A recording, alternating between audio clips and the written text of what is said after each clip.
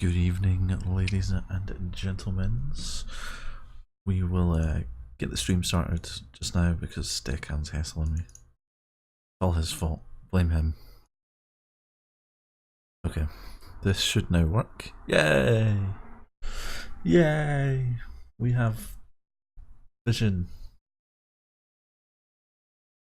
It's all your fault. All your fault. I need to turn game audio up. I keep forgetting to do that. That should be enough. I know, it's awesome, isn't it? I was going through the Streamlabs library, and I literally looked at it and I was like, no, I'm using that. It doesn't matter. I need to rebuild like my entire overlay just to use it, but it doesn't matter because it is that awesome that I'm going to do it.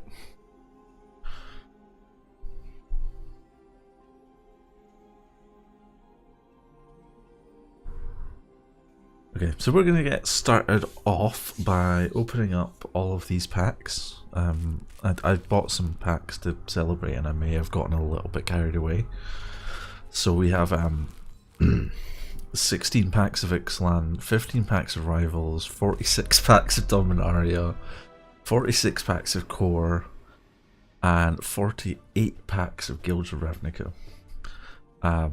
I'm not going to open them all individually. I'm going to use the open times 10 thing because opening like 48 packs in a row is just stupid. So, Ixalan first. We get a bunch of wild cards, which is awesome. Talonia's Skin Shifter, which is pretty cool. A treasure map, which is going to be quite useful later on. Vraska's Contempt, which I already have 4 of, so that'll go towards the vault. A Primal Amulet, which may actually see some use. Shapered Sanctuary, not too fussed about that. Dragonskull Summit will get use. Bloodcrazed Paladin, I mean it's okay, it's not bad. Legion's Landing will definitely see use. Captain Lannery Storm, and a Captivating Crew. Okay, I'm okay with those.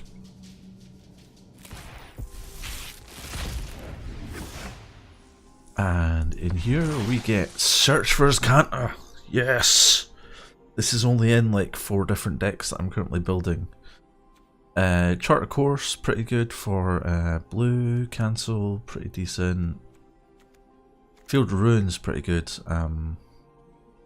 It's in a couple of decks. The rest are a bit meh.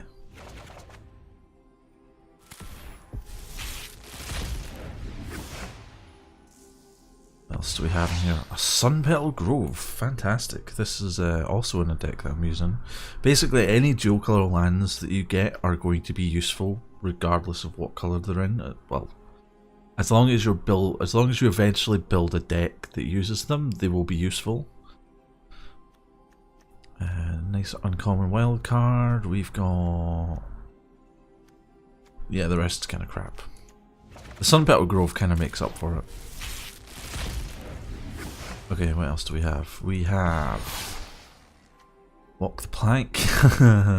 There was I was playing against I think it was a black red deck with my Merfolk deck, and he drew this off the top of it. He revealed it with something, and I was just like, I feel so sorry for this guy because every creature in that deck is a Merfolk, so it just does nothing. Beginning at upkeep, you may reveal a dinosaur card from your hand. If you do, gain 2 life. Okay. Hey Ranzer! I'm waving back. You can't see me, but I am. 3 white, sacrifice Priest of the Awakening Sun. Search your library for a dinosaur card. Then shuffle your library. Well, that's not too bad actually. Rallying Roar, Hijack. That's not terrible. Swashbuckling, that's kind of funny. Common wild cards. Wild cards are always good. We have opened the first 13. Raging Swordtooth, that's okay. Gain twice X life. Put it on the bottom. Sacrifice an encampment keeper. Creatures you control gain +2/+2. That's not terrible either. That's pretty good. A lot of these cards are like a lot less powerful than the guild's cards. Vance's blasting cannons. Beginning your upkeep, exile the top card of your library. If it's a non-land card, you may cast it this turn. Whenever you cast your third spell in a turn, you may transform it. And it transforms into Spitfire Bastion. A legendary land that you tap to add red, or you can do 3 damage to any target. That's okay actually. Wildgrowth Walker is good.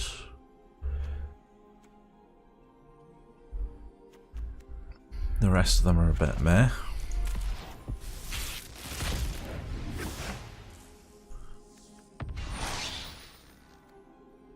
That's a good card. That's a bit meh. That's a bit meh. Is there anything else? I mean, Spell Pierce is okay. Yeah. Okay. We are now on to Rivals of Ixalan, and this is the first 10 packs. It's only going to show us the rares, but that's okay. So a rare wildcard and a mythic wildcard, rare wildcard right off the bat. That's pretty good. Archrazka, that's pretty decent actually. 5 tap, draw a card, activate it only if you have the city's blessing. So if you control 10 or more permanents, you get the city's blessing, which is pretty sweet. Zakama, Primal Calamity. That is a 3-headed dinosaur. When it enters battlefield, if you cast it, untap all lands you control. Okay. For red, you can deal 3 damage to target creature. Green, you destroy an artifact or enchantment.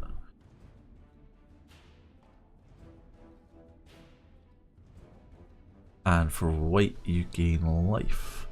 Zakama, your duplicity is hardly surprising. Yeah, all of the Elder Dinosaurs have like stupid stats on them. It's just silly. For each land you control, create a colorless treasure artifact token. Okay, that's pretty good. Like that with Karn in it would be amazing. Crafted Cut Purse basically steals tokens. That's not too bad. Counter target spell. If you attacked with a creature, you may pay 1 blue. That's okay. I like that. Wayward Swordtooth is part of a deck that I saw somebody use, and it looked funny. It looked pretty funny. Release to the Wind. Exile target non-land permanent. For as long as that card remains exiled, its owner may cast it without paying its mana cost.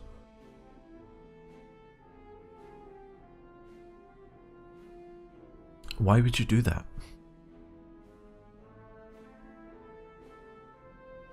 I don't get that. Beginning your upkeep, each player draws a card. If you have the city's blessing, only you draw a card. Yeah, what was I saying? Primal dinosaurs all have like silly abilities. So you've got Zatalpa Primal Dawn, which has Flying, Double Strike, Vigilance, Trample, and Indestructible, and it's a 4/8 for 8. You have Nezal Primal Tide, which is a 7/7. You have no maximum hand size, and whenever your opponent casts a non-creature spell, you draw a card.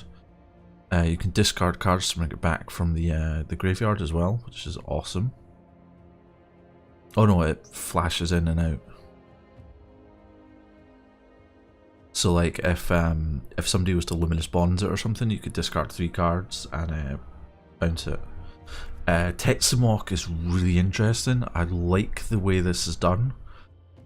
So basically,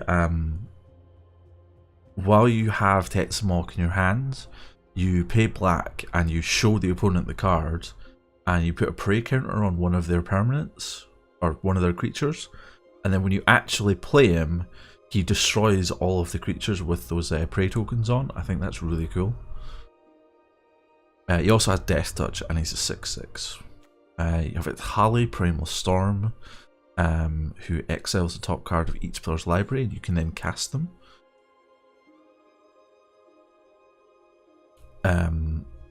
That's pretty sweet, because you can cast them without paying their mana cost. So you can I'm seeing this played in like a red blue deck maybe that does like scrying, so you can adjust what's on top of your library, and then when you attack with the tally you basically just exile some crazy expensive spell and then play it and destroy things. Ghalta, Primal Hunger. Vagram's used this in his stream quite a lot. It's a 12/12 and its casting cost is reduced by 1 for every total power amongst creatures you control, down to a total. So you can get it basically down to 2 green mana for a 12/12 Trampler. It's kind of nuts. And then you have Zakama and Primal Calamity. I really like this whole like suite of dinosaurs. It's pretty cool. Okay, what do we get in this pack? We get a Sun-Colored Raptor, which is terrible. Traveler's Amulet, that's pretty bad. That's okay-ish. Evolving Wild's good for fixing your mana base, so that's okay actually. Luminous Bonds, which I already have like 16 of. That's not terrible. Majestic Heliopterus. I just imagine giving like Ghalta flying using this. That would be insane. And a rare is a Temple Altusaur. If a sorcerer deal damage to another dinosaur you control, prevent all but one of that damage. That's pretty broken. It doesn't stop them being destroyed outright, but it means that if somebody deals like 10 damage to it, then you just go, nah, I'll take one instead. That's okay. That's okay. That's okay. Yay! First cheer! Thanks, Ranzer.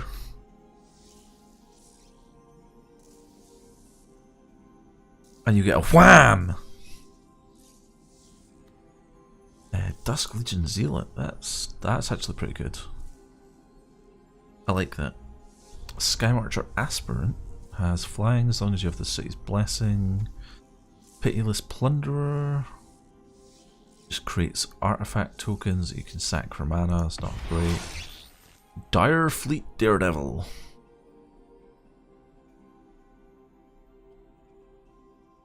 So when it enters the battlefield, you exile an instant or sorcery card, and then you can cast that this turn.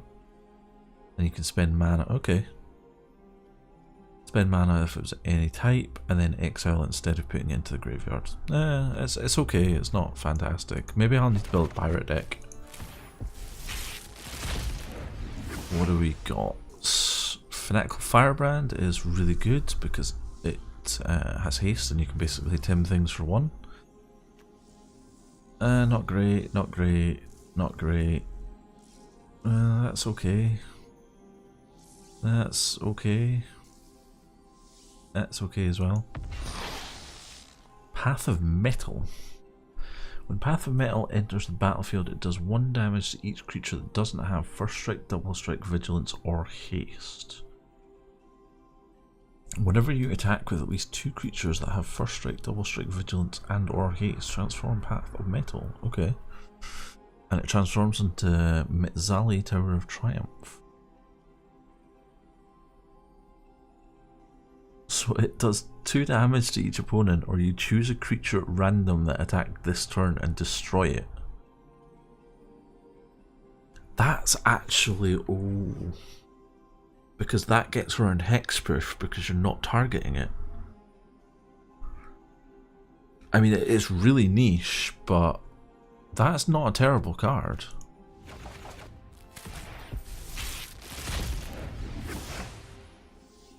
Another Fanatical Firebrand. This is in the red aggro deck that I'm looking to build, so I'm actually quite happy to see that.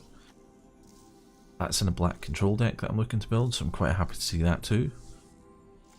Forerunner of the Heralds is okay. Cacophedon. Whenever it's dealt damage, untap target permanent. Not terrible. And another Zetalpa. I'll take it. I'll take it. Sanguine Glorifier. So we got +1/+1 counter on our vampire. That's cool. I like that. Look, it's a horsey. Gets +2/+2 as long as you have the City's Blessing. So a 5/5 for 4. That's not bad.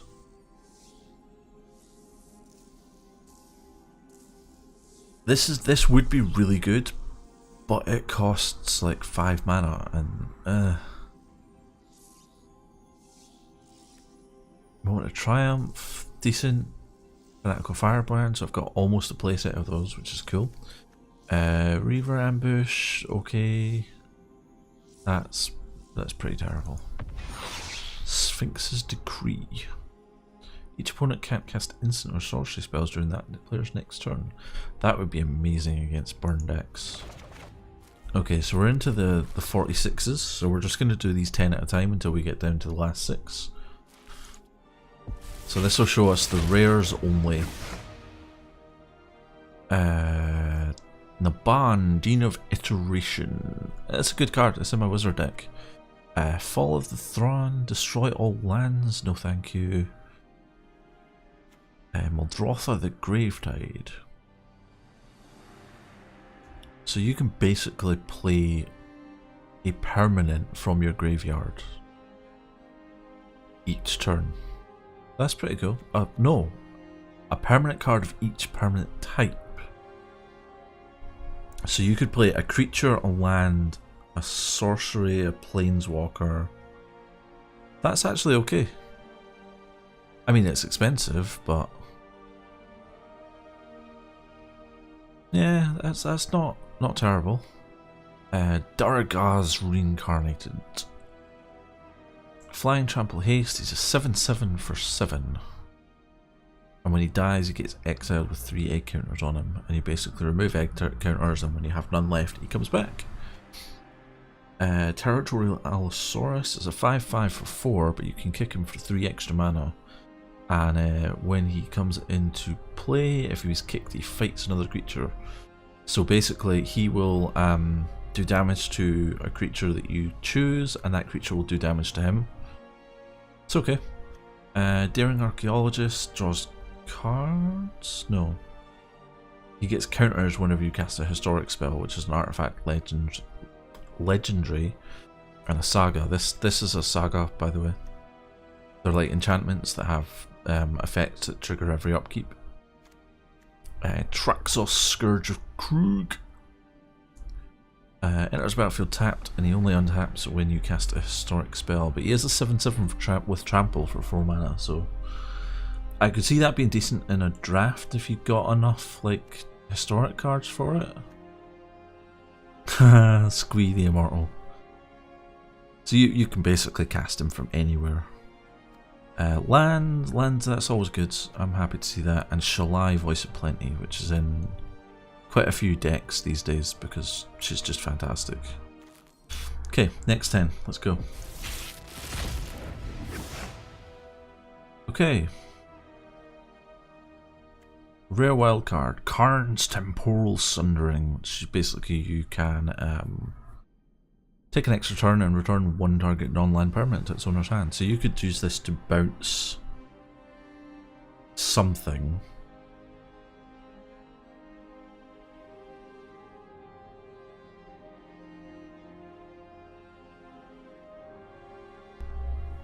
So you could use that to bounce one of your creatures that hadn't entered the battlefield effect. That's okay. And then it gets exiled. Dargaz again, Traxos again, Naban again, Kamal's Druidic Vow.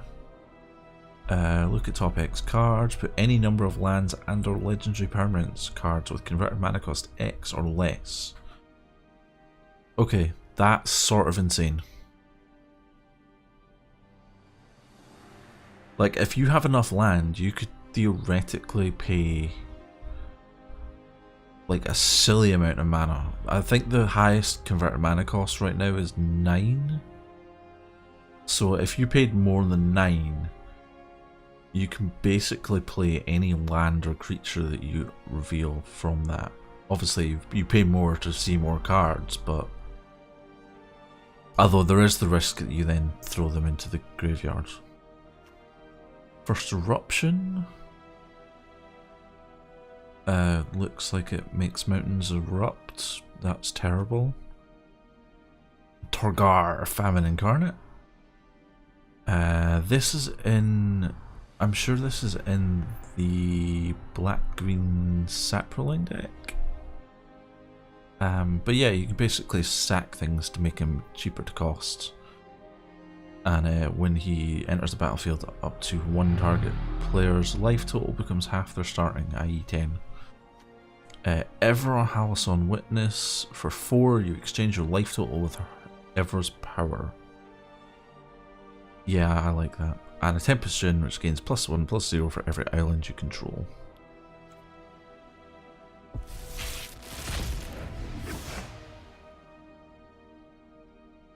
Okay, we're seeing some new cards at least. Follow the Thran we've seen before, and it's terrible.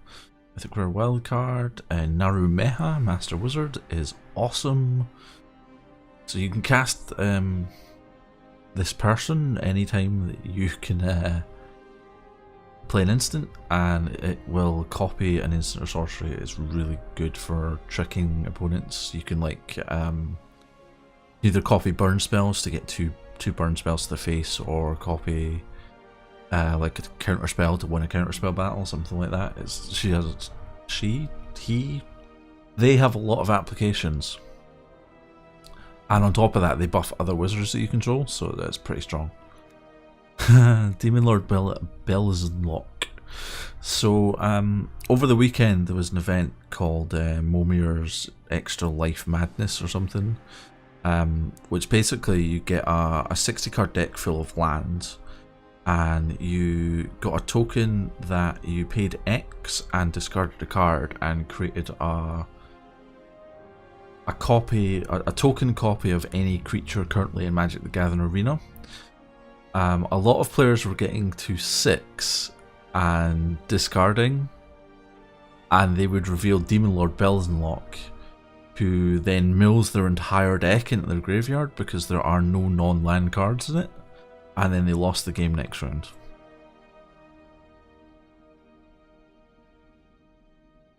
I like this. I'd like Black's all about like taking these stupid risks with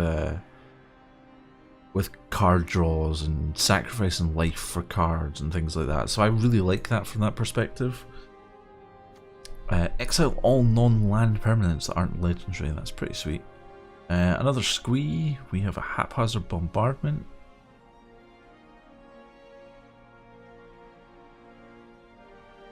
Okay. So when it enters the battlefield, you choose 4 non-enchantment permanents you don't control. And at the beginning of your end step, if 2 or more permanents that I don't control have aim counters on them, destroy 1 at random. So you're basically randomly destroying 2 of 4 chosen permanents. Primeval's Glorious Rebirth.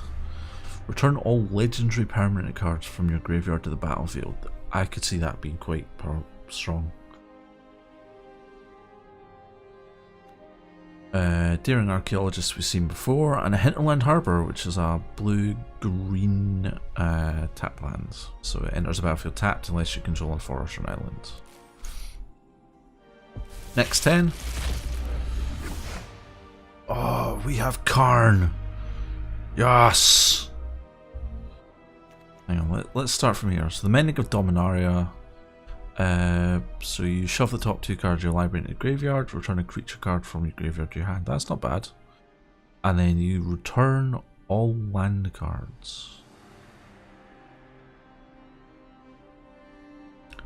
I mean, I do have cards somewhere that I could like sit and sniff loudly into the microphone if it would make you feel better.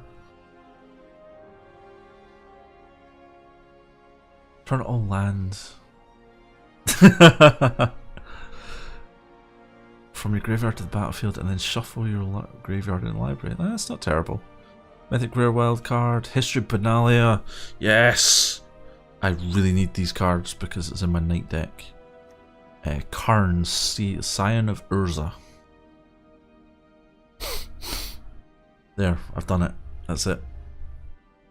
So reveal the top 2 cards of your library. An opponent chooses one of them. You put that one into your hand and exile the other with a silver counter on it, and then you can take one of those cards. Or you can create a colorless construct artifact token that gets +1/+1 for every artifact you control. I really like Karn. He's cool. I think he's the second cheapest planeswalker. I'm sure Sarkhan Fireblood is the cheapest at 3. Blackbane Reforged, +1/+1 for each land you control. That is insane. Although it costs 7 to equip to a non-legendary creature and 3 to equip to a legendary. Naban Cabal Stronghold adds black for each basic swamp you control. That's kind of insane. Verdant Force creates saplings at the beginning of each upkeep. Tishar, Ancestor's Apostle. Whenever you cast a historic spell, you can return a target creature card, mana cost 3 or less, from the graveyard to the battlefield. This guy is phenomenal in White Weenie decks. And a Steel Leaf Champion, which is a 5/4 for 3 white for 3 green mana, and it can't be blocked by creatures power 2 or less. That's a core of the Green Stompy deck, so I'm kind of happy to see that too. Okay, what's in here? Warlord's Fury, creatures you control gain first strike. That's not terrible. Divest, really good. Reveal. Target player reveals their hand. Choose an artifact or creature and discard it. Notice it says target player, so you could in theory play this upon yourself if you wanted to. For some reason. I don't know why you would do that, but the option's there. Sergeant Arms, which creates tokens if it was kicked. Jousting Lance, which gives your equipped creature first strike if it's your turn. Academy Drake, which gets counters if it was kicked. Garner the Bloodflame. So when she enters the battlefield, you return to your hand, which is unfortunate, all creatures that were put into your graveyard from anywhere this turn. Okay. So if the opponent milled a massive amount of your deck, you could then use her to get all of those back to your hands. You would then have to try and cast them all, but Juggernaut, 5/3 that attacks each combat if able and can't be blocked by walls. And we get another First Eruption, which is terrible. Thanks, pack.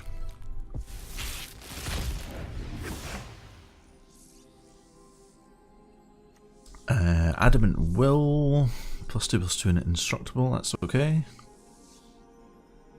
If it was kicked, you steal a creature until end of turn. 2 damage or 4 damage if kicked, that's really good cards in a lot of red decks. Flying Bird for 1/1, whenever you cast a historic spell, scry 1, that seems fantastic. Sacrifice Blood Tallow Candle to get -5/-5 until end of turn, okay. Orchid Vandal sacrifices artifacts to do damage, that's an uncommon wild card, and for a rare we get a Cabal Stronghold. Okay. I don't think I'll ever use that card, but oh, and that one's already revealed for us. Thank you, game. Llanowar Emissary, you can pay 2 mana to add 1 mana of any colour. I suppose that's mana fixing in a pinch if you really needed it. Dub, which makes things a knight, gives it first strike and +2/+2. Another Shivan Fire. Homerid Explorer, so a crab person. You mill the top 4 cards of target player's library. Syncopate counters unless you pay X, that's cool, I like that. Memorial to War, you can sack it to destroy lands. And another Tishar and an Amaranth Wall. It's okay, we're slowly getting there. I should have called this this stream the Unpacking or something. Rite of Belzenlock. I've seen so many people use this against me. I kind of hate this card. So you basically get 4 black cleric tokens over the course of 2 turns, and then create a 6/6 demon creature token with flying that you have to sack a creature for, otherwise it deals 6 damage to you. And this guy creates 3/1 red elemental creature tokens when at the beginning of upkeeps for each. Is it aura? Aura and equipment. Yeah, it's okay. Deathbrim Thalid gets a token when it dies. Return a permanent to your hand. Create 2 white knights. Plus you proceed and trample to an attacking creature. Not terrible. What else do we have? We have In Bolus's Clutches, which lets you steal a permanent, however it is legendary, so if you had 2 of these somehow...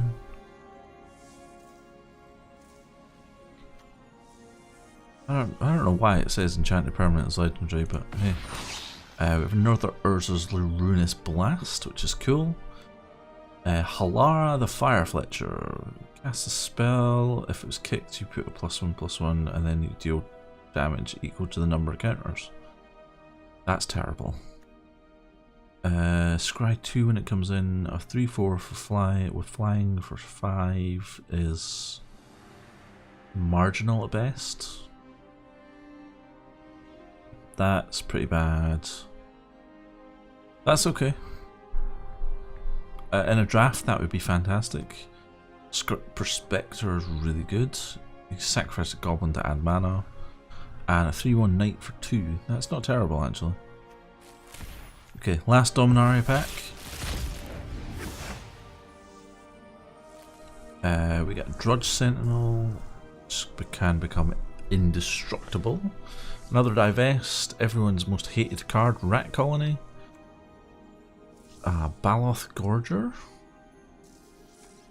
Gideon's Reproach. We have a Final Parting. Which tutors things out of your library and puts 1 into your graveyard and 1 into your hand. That's not bad. Icy Manipulator, which nobody ever needed to see reprinted, but for some reason they did. Okay, on to Core Set 2019, 46 packs. Let's go. Go, go, go, go, go.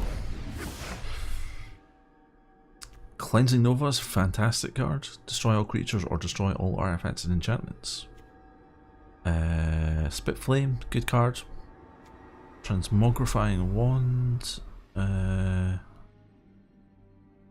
You basically turn creatures into 2/4 White Ox creature tokens. Liliana's Contract is interesting. So when it enters, you draw 4 cards and lose 4 life. In the beginning of your upkeep, if you control 4 or more demons with different names, you just win. That's interesting. I like that.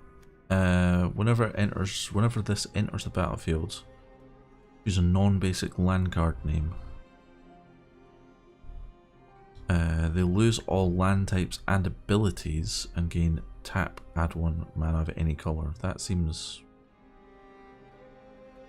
a bit poor. Dark Dweller Oracle, you can sacrifice a creature to exile the top card of your library so that you can play it.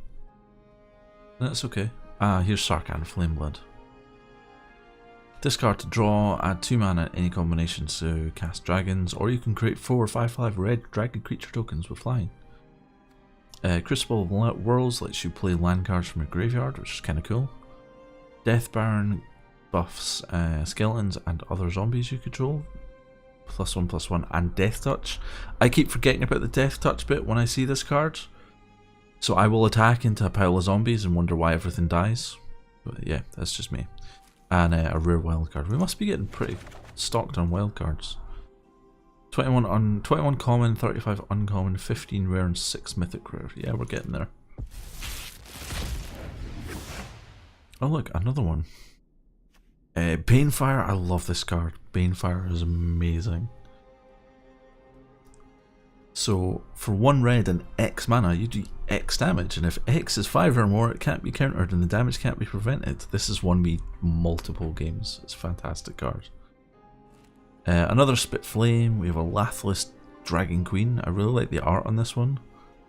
And yeah, she basically creates dragon tokens when other dragons that aren't tokens enter the battlefield.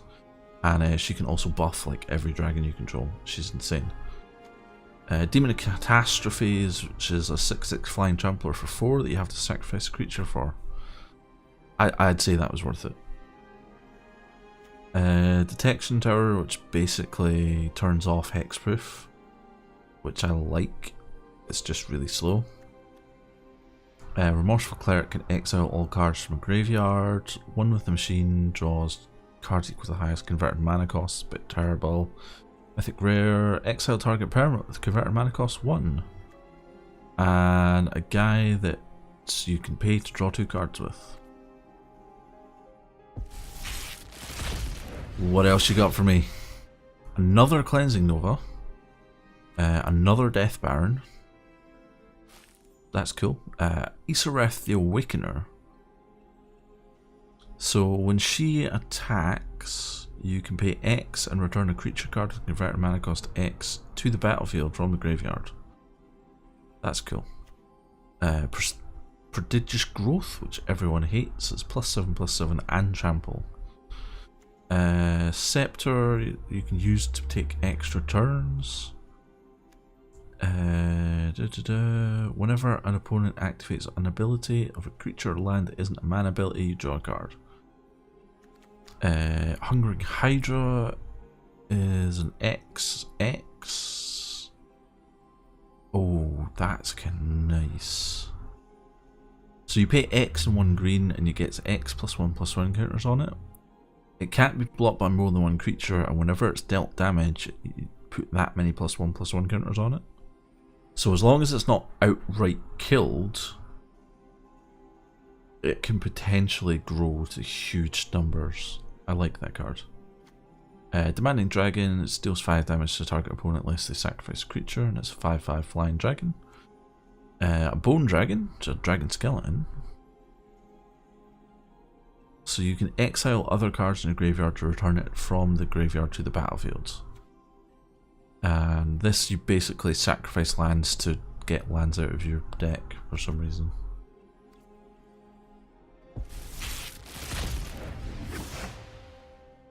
Ooh. Okay, this is a good pack. Ajani's Last Stand basically lets you create angels if it gets... whenever a creature dies and it's in play, or if an opponent makes you discard it, you can create a token at the same time. Goreclaw, Terror of Qualisisma? I don't know. We're going to call him Goreclaw from now on. So he makes creatures with power 4 or greater cost less to cast, which is awesome. And whenever he attacks with them, they get +1/+1 and trample. Our good friend Demon of Catastrophes. We also have another Isolate, another Prodigious Growth. We have a Goblin Trashmaster, which lets you sacrifice goblins to destroy artifacts and also buffs them, which is kind of cool. We have everyone's favourite cat planeswalker, Ajani, Adversary Tyrants. I really like this card. His emblem is phenomenal. His +1 is phenomenal. His -2 is okay if he's in a Weenie deck, but other than that, it's a bit meh. And we have Chromium the Mutable, which seems insane.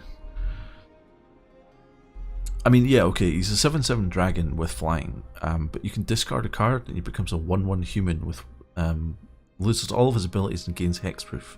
He also can't be blocked. That just seems insane. And Omniscience lets you cast spells from your hand without paying their mana cost. I mean, it costs 10 mana to play, so by that point you can probably cast anything that you wanted anyway. And a rare wild card. What does this pack have for us? Common wild card, a flyer, another flyer. These are all kind of crap.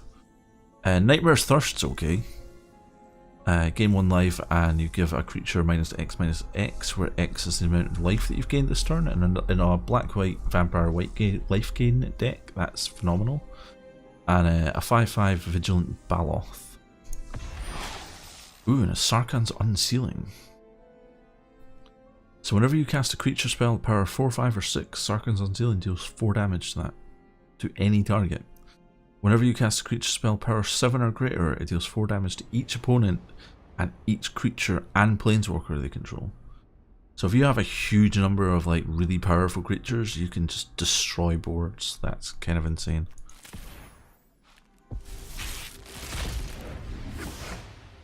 Crash Through, creatures gain trample, Oaken Forms, and enchantment +3/+3. Inspire Charge gives your creatures +2/+1. Strangling Spores is -3/-3. Goblin Motivator taps to give things haste. Psychic Corrosion is an evil card, nobody should ever use it. There is a deck going around that I have seen quite a lot of that runs this and Drowned Secrets from guilds. So basically, this says whenever you draw a card, each opponent puts the top 2 cards of the graveyard in the library. Drowned Secret says whenever you cast a blue spell, target opponent or target player puts the top, it's either 2 or 3 cards of the graveyard in the library. So they just like drop both of those and just cast a million spells. It's horrible. Blanchwood Armor is everyone's old favourite. I think this has been around since like Alpha Beta or something like that. It's a really old card. +1/+1 for each forest you control. And a Mentor of the Meek, which is awesome in a weenie deck. Whenever another creature of power 2 or less enters the battlefield, you can pay 1 to draw a card. Card draw is amazing in Magic. Anything that lets you draw cards in Magic is good. So we got 2 wild cards out of this pack, which I'm okay with. We got a Fire Elemental, an Onaki Ogre. We have a 4/3 haste, 4/3 Trample Demon. Sorry, Devil. Scholar of Stars, which lets you draw a card if you control artifacts. A Reliquary Tower, which means you don't have a maximum hand size. And a Transmogrifying Wand.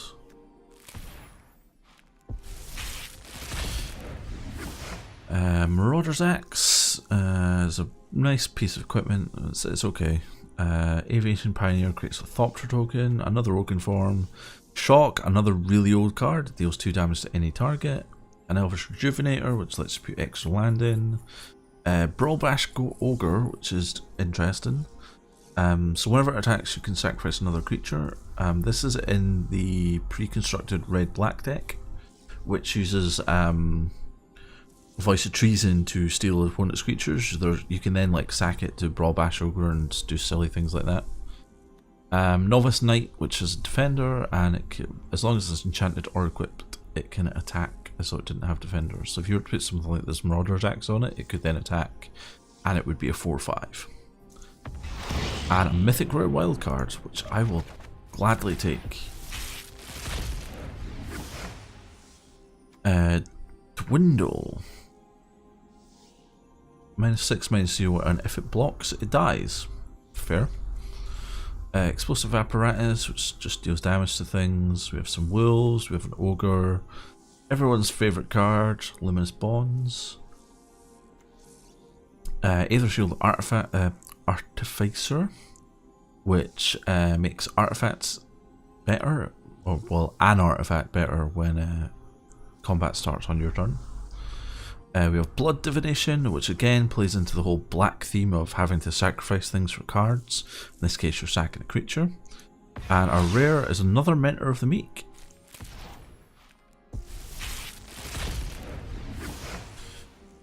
Revitalize, which is some nice life gain. A Goblin Instigator, which creates a Goblin token. Root Snare prevents all combat damage that we dealt. No, it's combat damage, not damage. So this only prevents creatures hitting you.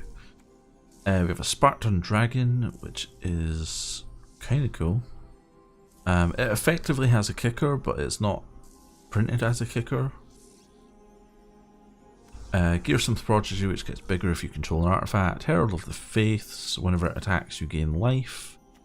Ajani's Welcome, which will be familiar to anyone that has watched Preach play, because this is in the Black-White Vampire deck. Whenever a creature enters battlefield under your control, you gain 1 life. And another Alpine Moon. And we are finally on to the last 48 packs. It's only taken us 48 minutes to get here.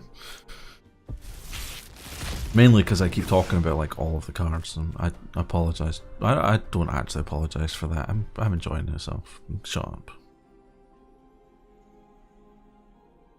Dawn of Hope. So whenever you gain life, you can pay to draw a card, and you can also use it to create soldier tokens with lifelink, which is cool. Erratic Cyclops. I really like the concept of this card. I just don't know how to get it to work. I mean, would that work in a Storm deck? That's possible. Although the Stormed copies would have a converted mana cost to 0, so it might not.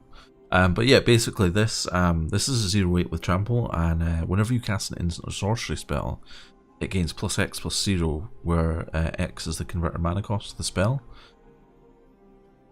So that basically, if you can play multiple instants or sorceries over the course of a round, this thing will get huge. We have a Pelt Collector, which gets +1/+1 counters as long as things that have more power than it enter the battlefield or die. Citywide Bust destroys all creatures with toughness 4 or greater. Midnight Reaper lets you draw cards. Again, it's the whole black theme of you have to sacrifice to draw cards because it deals damage to you.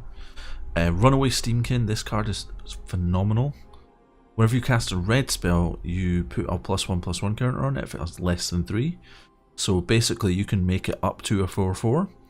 However, you can then remove 3 +1/+1 counters through red mana. I really like that card.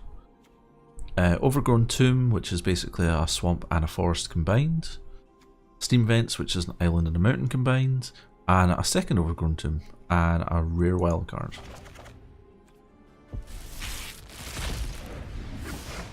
What else? So we got two Etratas. Etrata. So she cannot be blocked, and when she deals combat damage to a player, you exile a creature that they control and put a hit counter on it. If they own 3 or more exiled cards with hit counters, they lose. However, she gets shuffled back in the library. Another Erratic Cyclops. A Venerated Loxodon, which can be convoked, so you can tap creatures to help cast it, and it lowers the mana cost of it, and it puts counters on every creature that convoked it, which is cool. Vivid Revival, you return 3 target multicolored cards, so you can use this to return instants or sorceries, like this card would count. This card is phenomenal. I have inadvertently killed myself with this card. Basically, I cast Explosion for I think 8 or 9 while I had Nimizit out, who deals damage whenever you draw a card. Is that right? Yeah, when you draw a card. So basically what I'd wanted to do was deal damage to the opponent and then draw enough cards to kill them. However, what I did was I dealt damage to the opponent and then made them draw enough cards to kill me. Not like directly, but they basically drew the answer they needed to deal with me. Drown Sequence is the other card that I was talking that went in combat in combination with Psychic Corrosion. Risk Factor, phenomenal card. I really like this card. I do already have a playset of it, so this is going to just go towards Vault Progress. So the opponent can have Risk Factor deal 4 damage to them, and if they don't, you draw 3 cards. It's great. Bounty Agent can sack itself to destroy legendary permanents. And a Hatchery Spider, which... Basically, you reveal X cards from your library, where X is the number of creature cards in the graveyard, and you can put a green permanent onto the battlefield. And then the rest go on the bottom of your library. That's okay. I'm sure it's in a deck somewhere. What else do we have here? We have Find Finality, which is cool. So return stuff from the graveyard to your hand. you can put +1/+1 counters on. So basically, with split cards like this, when you cast them, you choose which side you want to cast. You only get to cast one side, you don't get both. So you can choose either the find side or the finality side. You can't do both. Another runaway Steamkin. We have an Omnispell Adept, which lets you cast instants or sorceries from your hand without paying for them. Another Mythic Rare wildcard. We have a Vraska Golgari Queen, which I think brings me up to 4 of her, maybe? I could be wrong. We have a Knight of Autumn, which is fantastic. I like the fact that you can choose any one of these 3 options. This is in my white-green Knight deck. But yeah, I like that you can kind of pick something to suit the situation that you're in. I think that's great. 1,000 Year Storm, which basically breaks the game.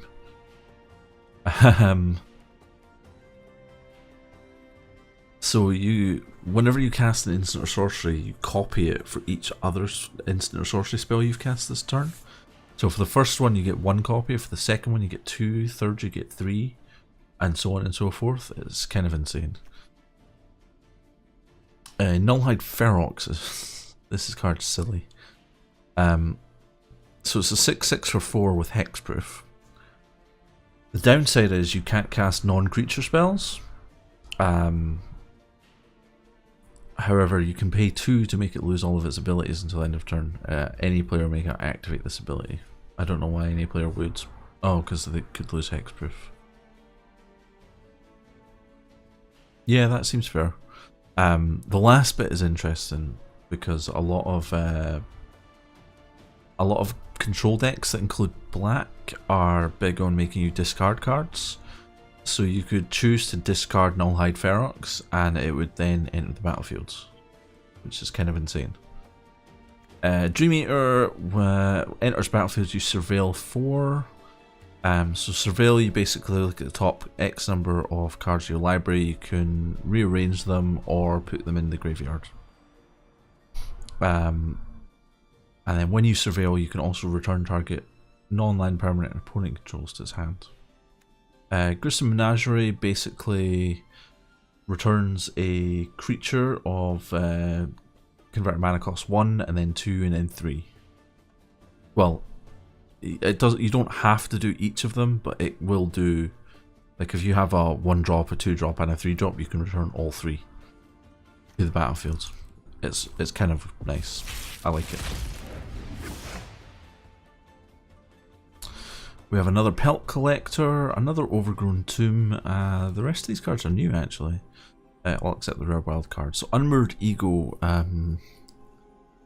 basically exiles a card that you name from your opponent's graveyard, hand, and library.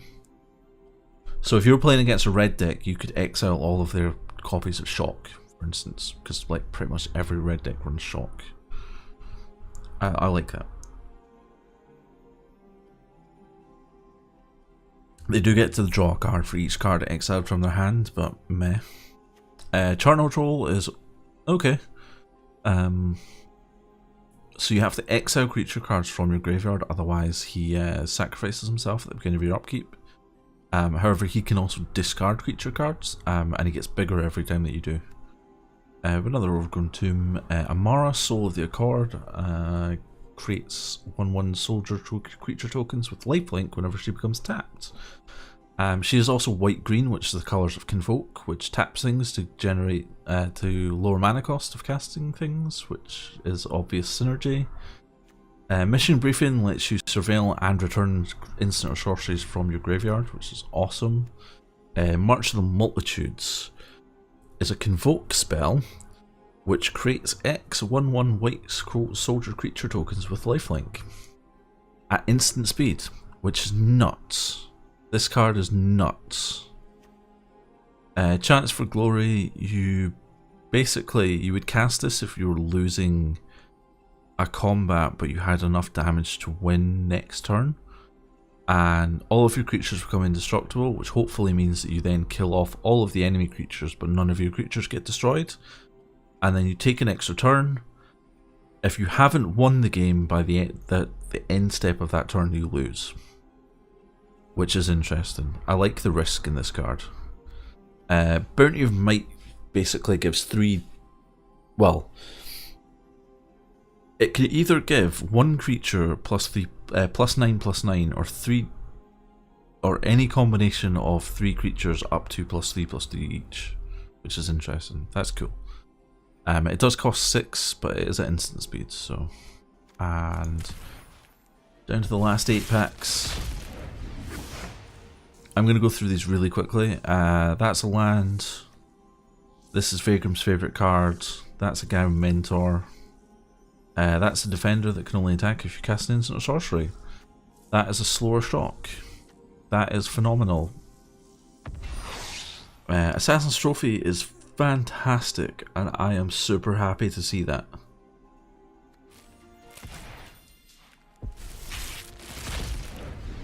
That's a land, that's a locket, which is terrible. That's a card draw with Surveil. Convoke Trampler, which is a 5/5 worm. That is a guy that you can sack to give things haste. That's the thing that makes you draw on the opponent discard. That is a land that is both an island and a swamp at the same time. And that is a thing that lets you find lands and put them onto the battlefield. I should have done this from the start. We would have been finished ages ago. That's a land, that's a giant elephant that lets you gain life. That's a thing that gives -2/-2. This is a thing that hits things for 5. That's a terrible locket that you can sack to draw a card. That is a little fairy that is attached to a lightning generator. I really like the art for this card. This card is insane. And also gets bigger whenever you cast an instant or sorcery spell. And it's in blue-red, which is the instant or sorcery spell colours. This is a thing that deals damage to opponents every time you cast an instant or sorcery spell, which is in red, which is also instant or sorcery colours. And another Dream Eater, which we've already seen, so I'm not going to go over again.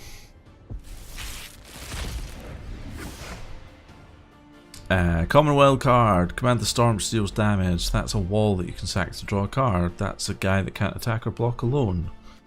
That is a guy with Flash that lets you surveil when it comes into the thing, battlefield. That is a 7/5 elemental with Convoke and Hexproof. That is a thing that gets you stuff back from the graveyard. This is a card that lets you steal other creatures or surveil and then return creature card from your graveyard to battlefield. Whew, breathe, Chunks, breathe. Hang on, I need coffee.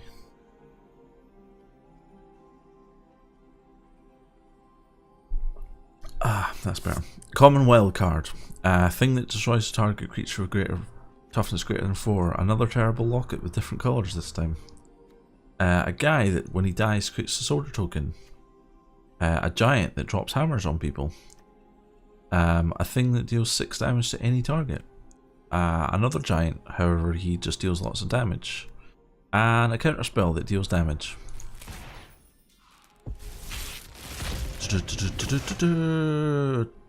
Lands, thing that gives all creatures -1/-1.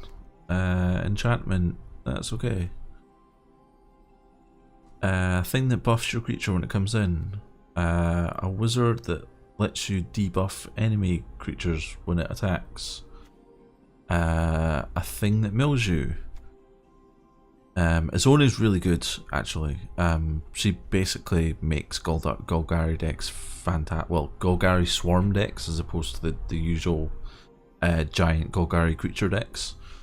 You can also sack creatures with her to gain life and draw cards, so she's a bit of a draw engine as well, if you can maintain creatures for her to sack. Okay, last 2 packs. We have a guild gate with different different colours. We have a flying vigilant mentoring knight guy, a thing that deals damage to blocking or attacking creatures. Hypothesizzle, which is an awesome word and I wish I could say it more often. Which lets you draw and then discard and deals damage if you discard it.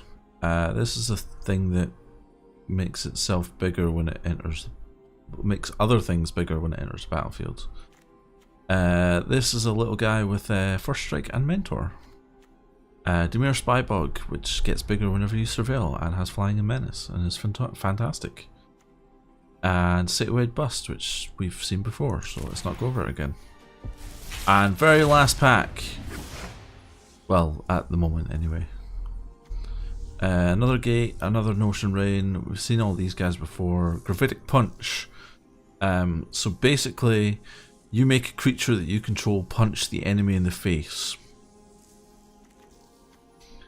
Creeping Chill deals damage and you gain life, and if it is milled from your graveyard, your library into the graveyard, you can basically exile it to cast it. Affectionate Indrik fights a creature that you don't control, so it's a 4/4 that basically kills something that's 4 or less power. Ah! Doom Whisperer! Yes! This is the last card I need to finish the upgraded Dimir deck. A flying trampling 6/6 that you can pay life to surveil with. Yes, I am super happy about this. So I've opened the vault. So basically, in Magic the Gathering Arena, when you collect 4 copies of a card, any further copies go towards opening up the vault. And when you hit 100% progress on the vault, you get 3 uncommons, 2 rares, and a mythic rare wildcard. So we now have 48 common wildcards, 70 uncommon, 32 rare, and 12 mythic rare wildcards.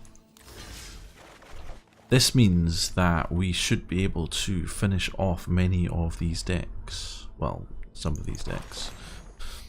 So the main deck for this one is finished. We need some Duresses, which are commons, so we're just going to go ahead and do this. We need an Arugel's Blood Feast, which is a rare. I've got those. And an Unmoored Eagle. There we go. We can now play this deck, which is good because I've been wanting to play that deck for quite a while. Other decks that I want to play. I really want to play this. So we need... I've got Lightning Strikes.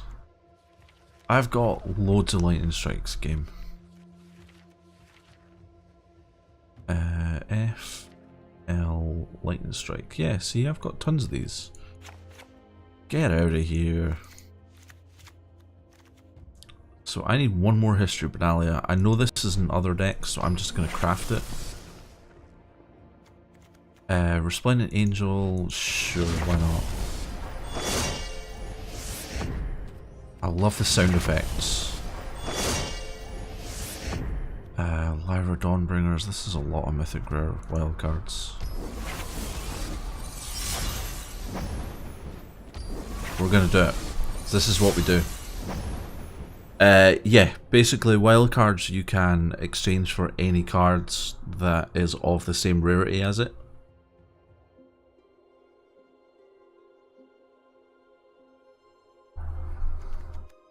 So like, I think Hearthstone, you basically, like, the rarer cards cost more dust, if I remember rightly. It's been ages since I played Hearthstone. Whereas Magic has different tiers of wildcard based on rarity, because it has to keep that whole paper feel.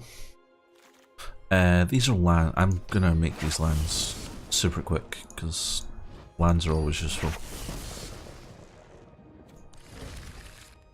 Oh, I don't think I've dealt with sideboard. No, I haven't.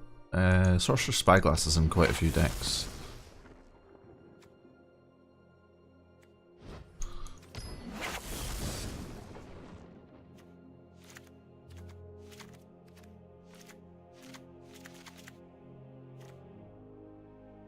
Why can't I do that?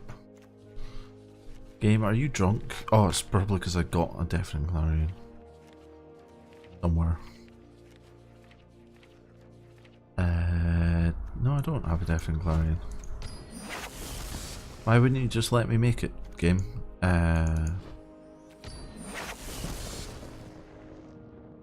So yeah, let me finish this and we'll hop back to the main menu. I do want to do some other decks before we actually start playing, but I can at least show you. So normally this little switch is off, so you only get the quick modes, which are best of one. Even if you like go into the extended menu, these are all just like best of ones. If you turn this on, you then get access to the competitive events, which are best of threes, and the rewards are like super good. So that was competitive draft. So for 6 wins, you get 2100 gems and 6 packs.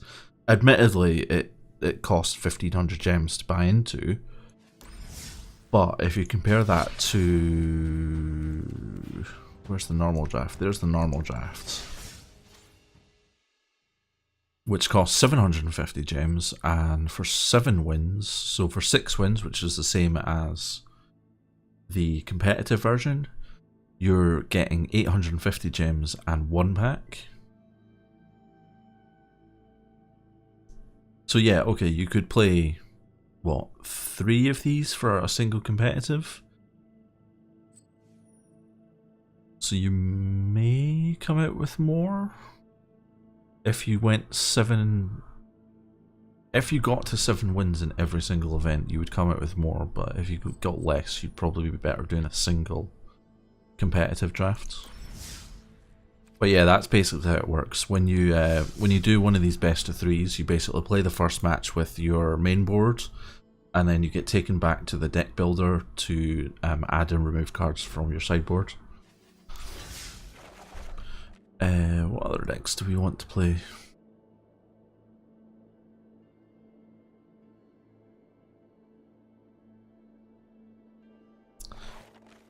This is my upgraded Merfolk deck, which I really want to play, so we are going to finish off this. Oh wait, I can actually just like hit this button. Yes. I don't have a sideboard for this deck yet, but we'll work on that. Turbo Fog, no. Esper control, Sultai control, Jeskai control, there we go.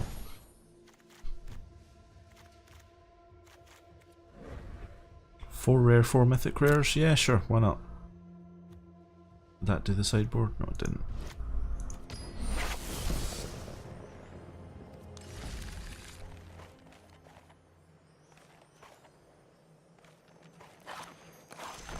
Can I make this? Game. Don't do this to me. Don't do this to me, game. Ah, I don't have the mythic rares. I don't have the mythic rares for Vivian. I could either make the Carnage Tyrants. We'll come back to that deck. I would like to make that deck at some point, but yeah, it's a little bit expensive right now. This is Black White Knights. I want to make this. Can I make this?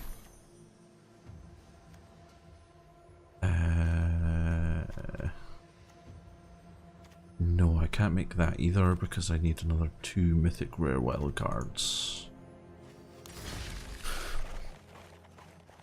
What else do we like the look of? Phoenix Flame, can I make you? No, because I need 4 mythic rare wild cards for that. I really not have alts. Seriously?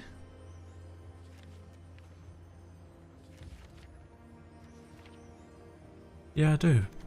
Game. You're drunk, go home.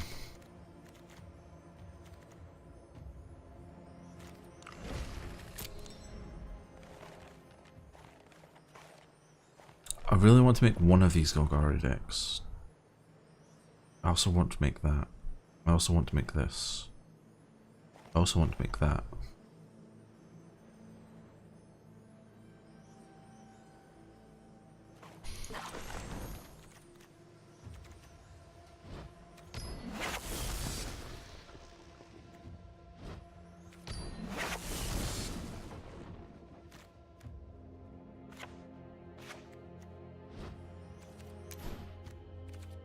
Did I not just like craft 2 of those? Nope, I did not.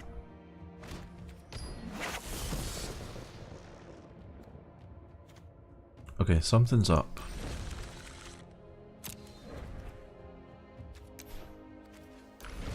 Discard those changes. I'm going to quickly restart the game, so I will be back in a momento.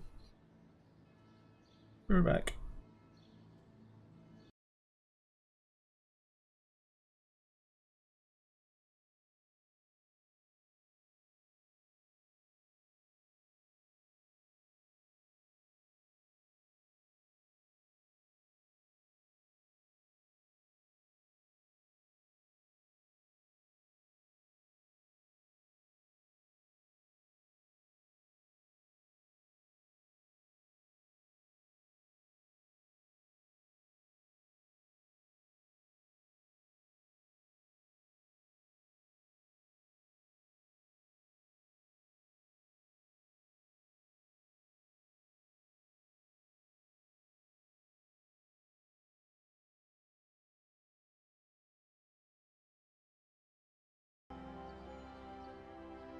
Okay, we are hopefully back. Yes, we're back. Okay, let's go back to that deck, whichever deck it was. What deck were we on?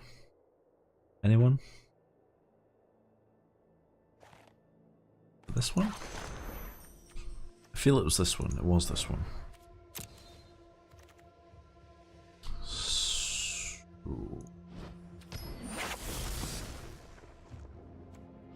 Oh, it made the opts. Why? I should have checked that before I hit that button. Oh, it didn't make the opts. That must be a different deck. Is that this deck? Yeah, that was this deck. No, I don't want to use the mythic rares on that if I'm not going to actually get a deck out of it. What do I need for you? I need like 2 rare... Whoa, mythic rares? Whoa. Oh, Vivian Reed.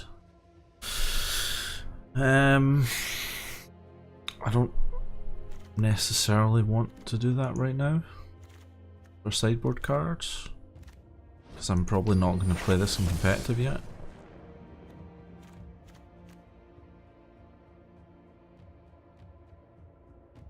Lech, thank you very much for the sub.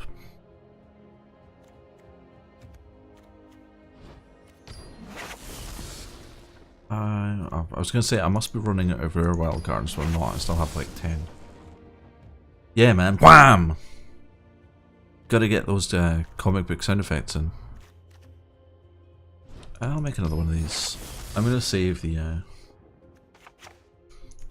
epic, the mythic rare wild cards though, because I like them. Okay, chat. Pick a deck. Any deck that has a red exclamation mark on it.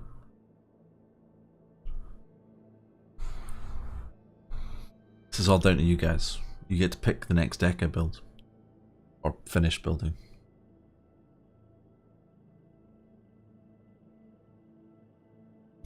We have 1 vote for Drakes and 1 vote for Turbofog. Given there's only 3 of you, that means that Ranzer has the deciding vote.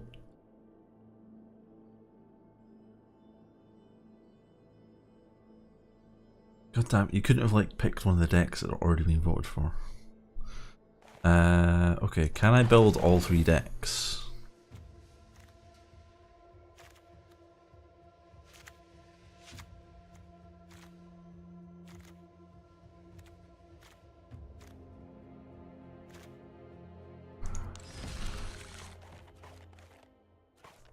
Drakes, Turbofog.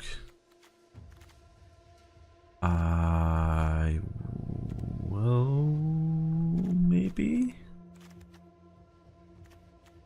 No, I need a Carnage Tyrant. And 3 Nexuses of Fate. I could sub the Nexus. Well, I could actually. No, I don't want to do that. Okay, Turbofog's out. Fleshwind needs. Yeah, okay. There we go. We made Fleshwind.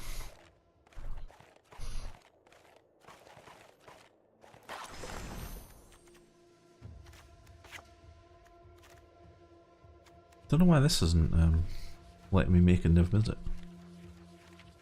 Is it because I've already got 4 of them? No. Okay.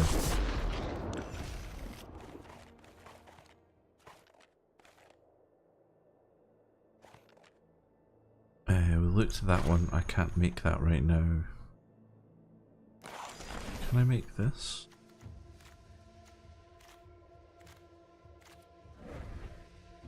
Yes.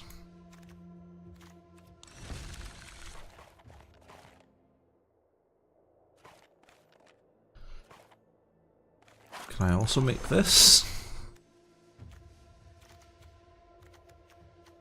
It doesn't look like it's that difficult. Okay, I'm out of rare wildcards. I can't quite make it.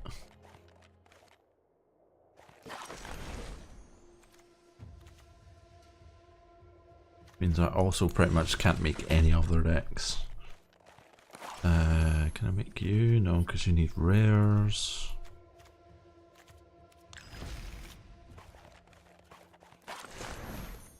You need rares.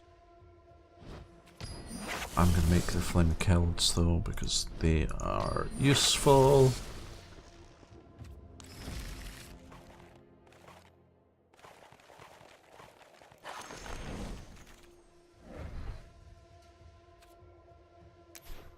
I actually just wanted to use the uncommon wildcards. But it's fine, I'll do that manually. Thanks, game.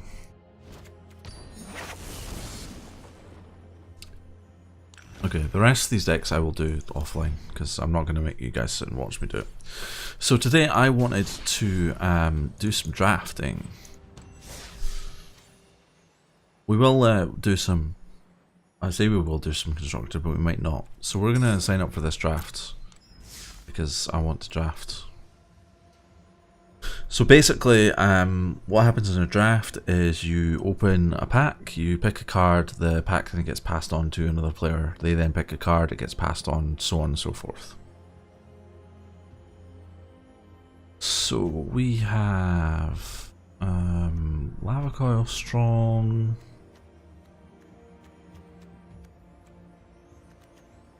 Narco maybe is not strong. I am kind of tempted to take this. Yeah, let's take that. So we have... So in colour we only have Severed Strands. We could potentially pick up Night Veil Sprite or Watcher in the Mist and try and go Dimir. Or we could grab the Ocaran Assassin or Wild Ceratok and go Golgari.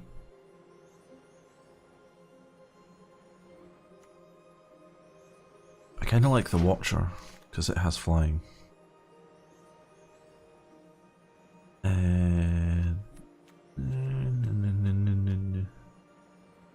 Yeah, I'll get there eventually.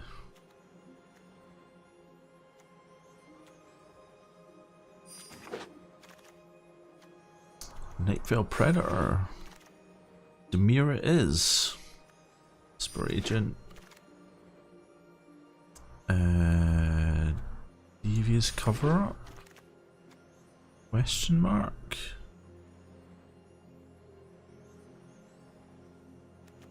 Whispering Snitch.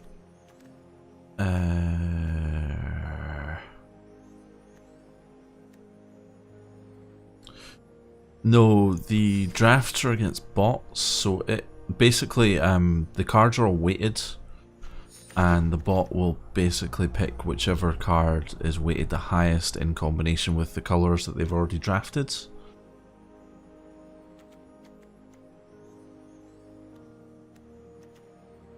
I don't really care about any of those cards. Again, I don't really care about any of those cards.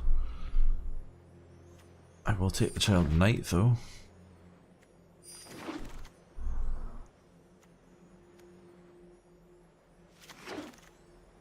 Sure.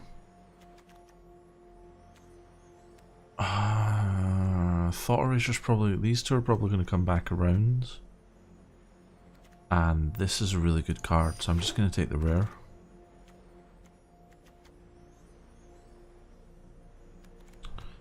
Burglar Rat or Mephitic Vapors. Sure, this card's really good and limited.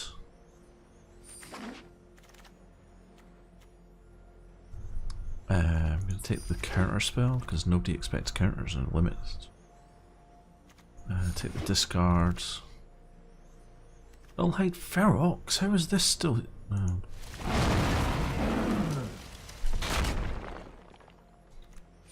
Plague Crafter. So this is the one good thing about draft, is that you can literally pick the cards that you want.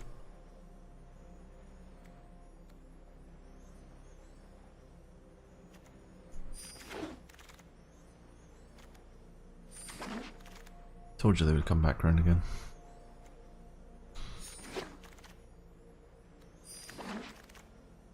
So for some reason the bots as they are just now don't value gold cards.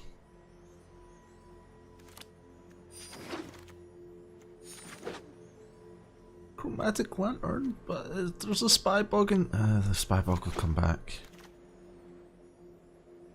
Quasi duplicate? Yeah, sure, why not? Just gonna steal all the rares. Fuck it.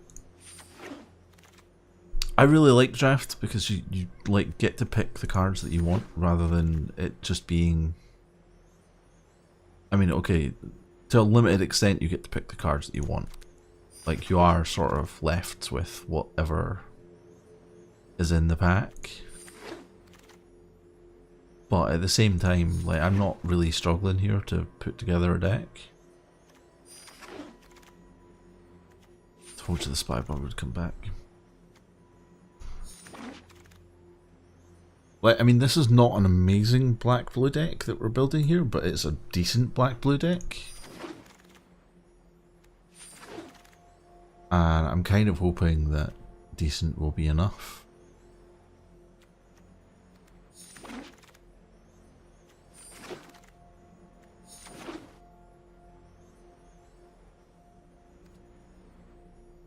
Okay. Thanks. So the Poisoners are staying in, the Imp is staying in, Mesmerist we might take out. So we'll start off with things that aren't in colour.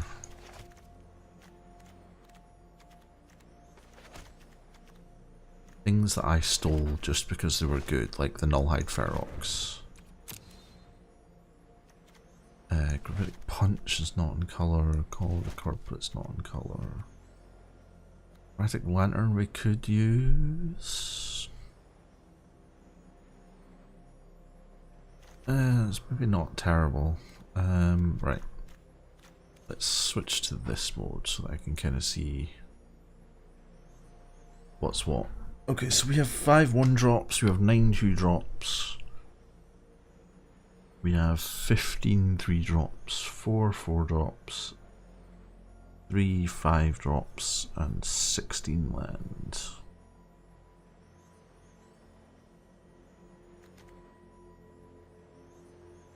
I kind of want to keep Quasi Duplicate in.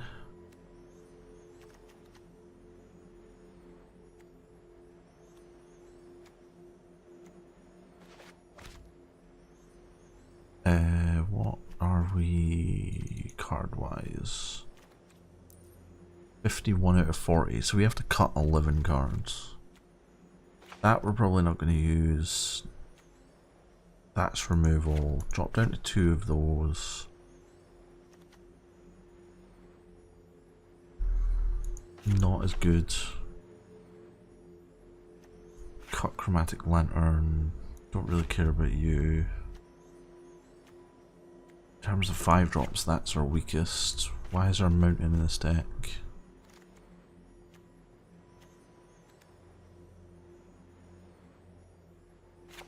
It's not sustainable.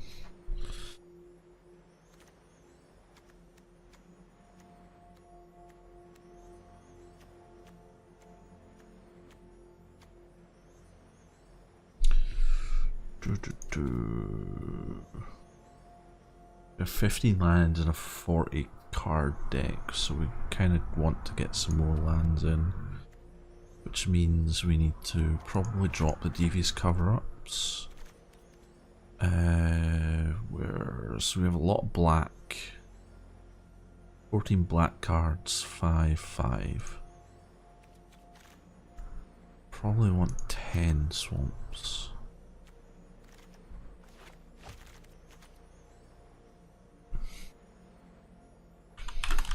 So call it first, and then today's date, just in case we end up doing more, and then we can at least look back. Okay, so we can lose up to 3 times before we end up getting kicked out, and if we, the more we win, basically, the better our prizes are. So we basically guaranteed at least 50 gems and 1 pack, which I think breaks even with the 750 gems that we used to buy in. And obviously the more that we win, the more rewards we get. Bye Renzer, thanks for dropping by, buddy.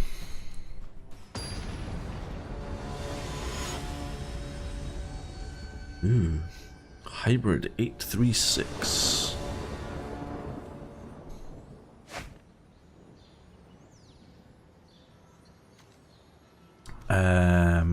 Yeah, I'll keep this. Sure, why not? We've got a 2-drop. We've only got 2 lands, so this is a little bit risky, but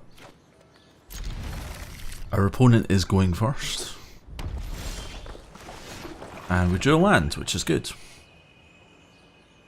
Unfortunately, it was a black land and not a blue land, so we're not going to be able to counter turn 3 unless we draw another lands.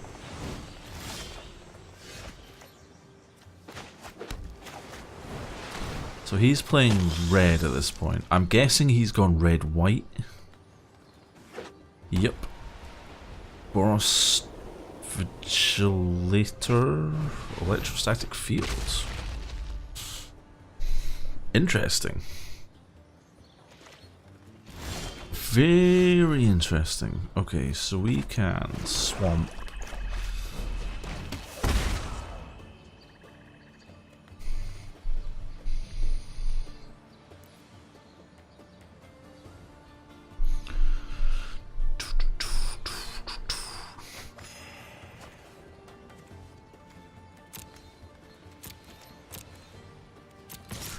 It's going to bounce off his wall, but I will at least get 2 life out of it.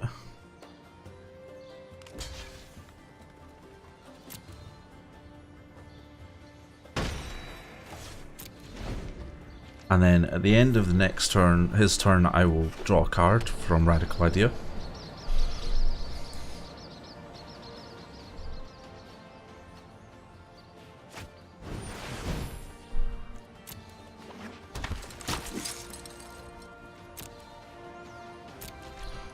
So we draw a card, which is another Sinister Sabotage.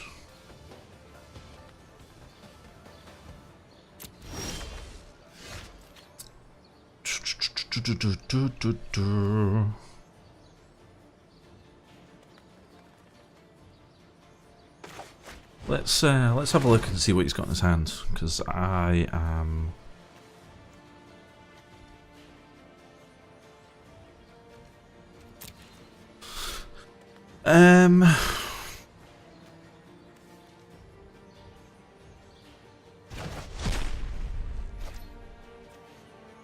I kind of want to trade with his Blade Mentor, but he's probably going to block with the Electrostatic Field, which means we'll end up taking 3 damage next turn, but we gain 2 from this attack, and we're above 20 anyway, so yeah, I'm okay with that. Yep. Oh no. Oh no. Now he has lifelink, which is not the best. We have been slightly mana screwed right now.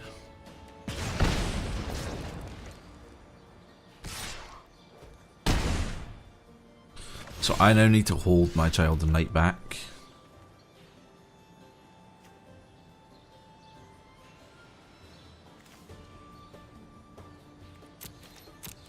so that I can block his Blade Instructor, although he is going to get a Mentor off on one of these to make it a 2-2. And a Boros Locket. Okay.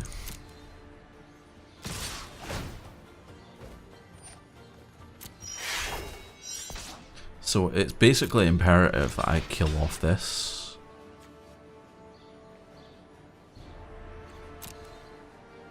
So that his creatures don't get too big. I will flash in this guy. Yes, please give me the lands.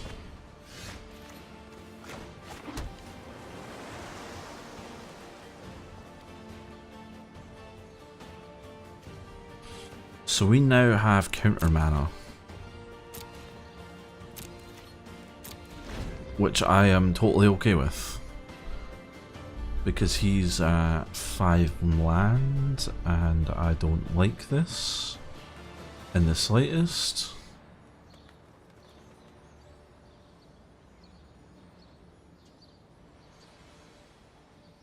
Hopefully we get another land so that we can Crawl Swarm next turn.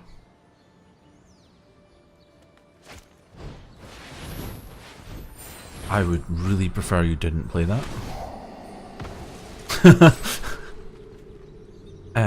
Watcher in the Mist I can't actually cast yet, so it's going to my graveyard, unfortunately.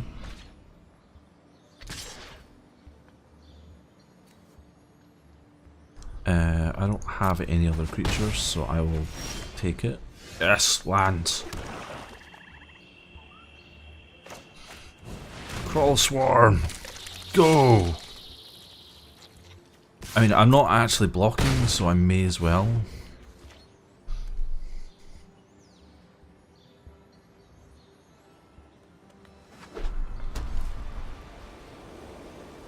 He has unfortunately drawn a lot more lands than I am. And he has the locket. Oh, he doesn't have the locket anymore.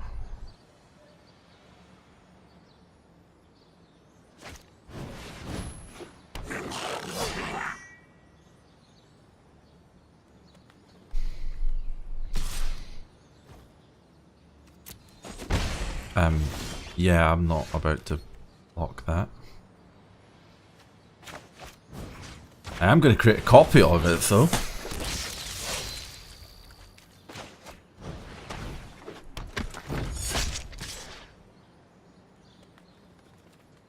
This guy doesn't have reach. Nope.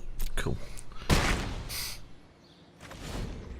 So we have now put him on a 3-turn clock, effectively.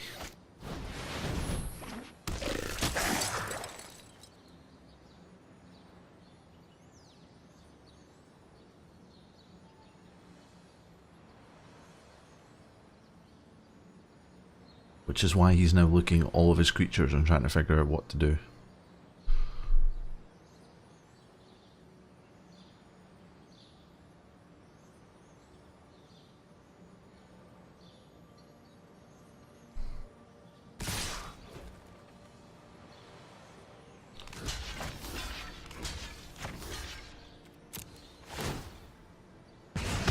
So we're going to lose our Whisper Agent. I'm okay with that.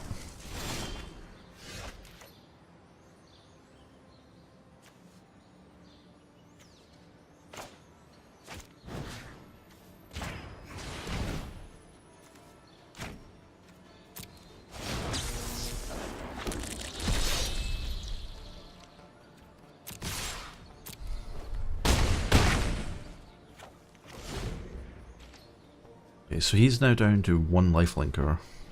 He's going to hit me for 7 next turn.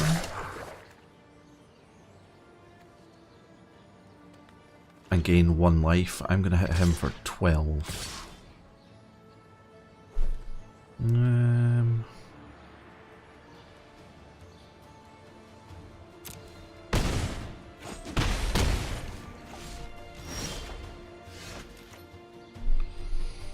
So Mephitic Vapors will basically kill my creatures. Right, I can do a thing.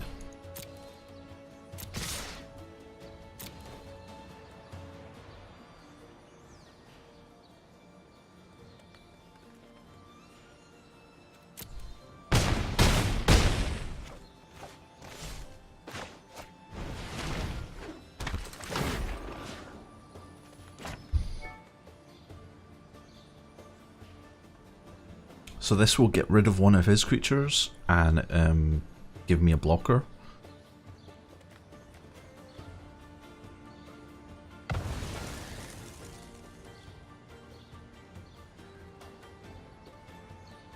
Yeah, okay. That's fine. As long as I don't die this turn, I should be okay.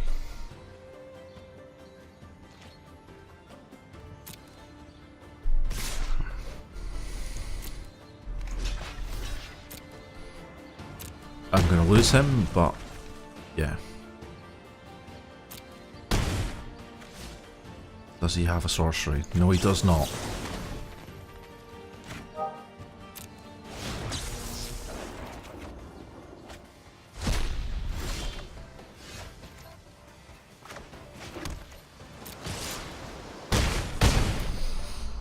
First game win. First game win. I am a beginner at limited.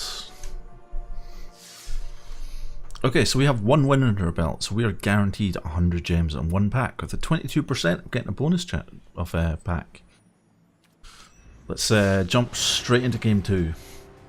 We're not hanging about here, we're just diving right back in. Josedea, also a beginner at limited. Yes, I will keep this hand, thank you.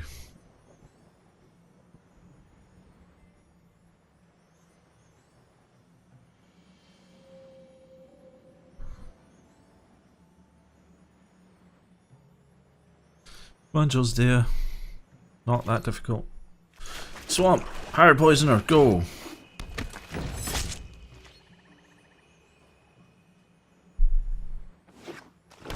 Swamp, he does nothing. Okay. Discard a card, please, sir.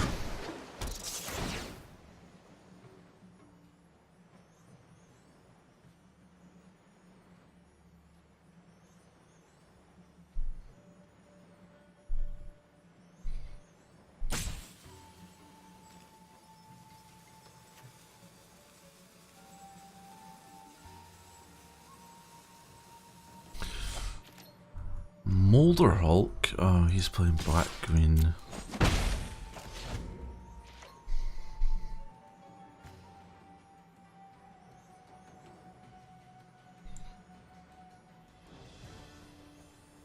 Okay, so he basically has the ability to return things from his graveyard.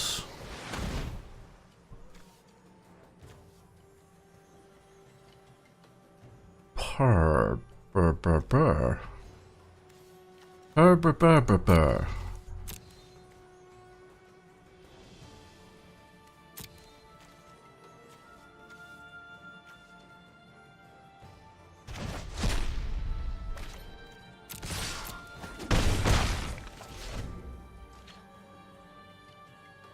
Oh, that exiles it, doesn't it?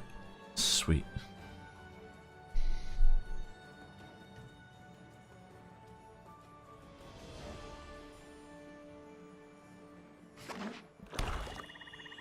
So you can now cast a Spinal Centipede, which he does.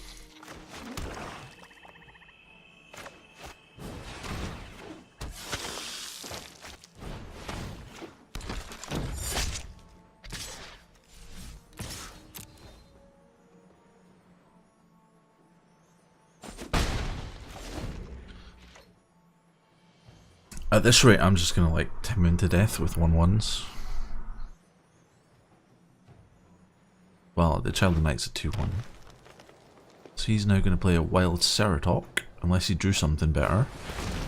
Nope. Wild Ceratok it is.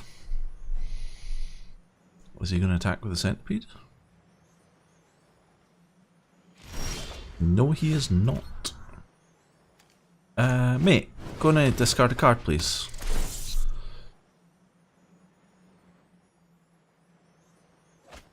He discards a Swamp.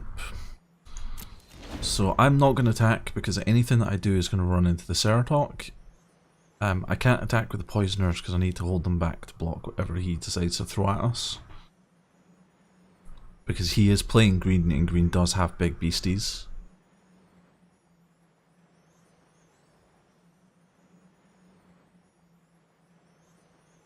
If I were him, I would be attacking with the centipede, trying to draw out a block, but that's me.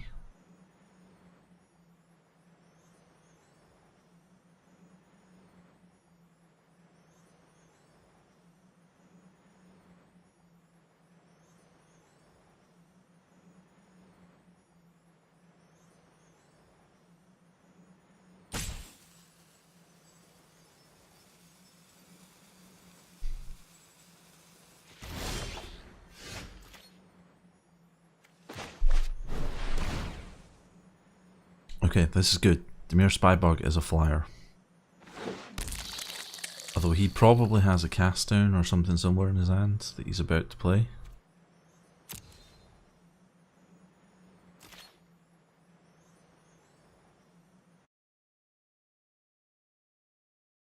Ooh, a Whisper Agent. Okay.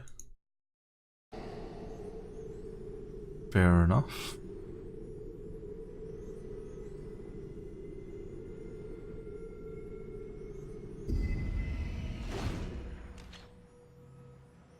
Is he going to attack now?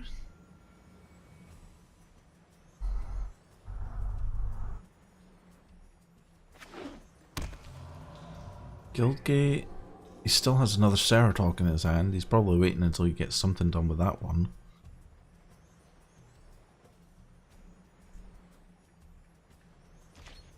Come on.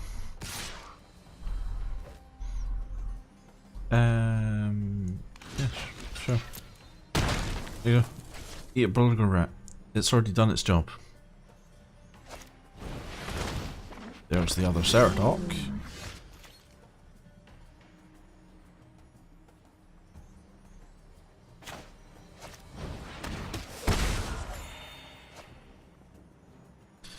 I could Mephitic Vapor, but it would just kill everything that I own right now, so...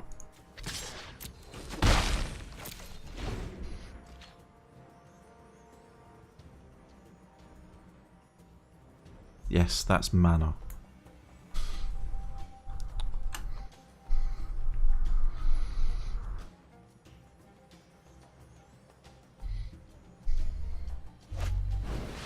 Ooh, another centipede.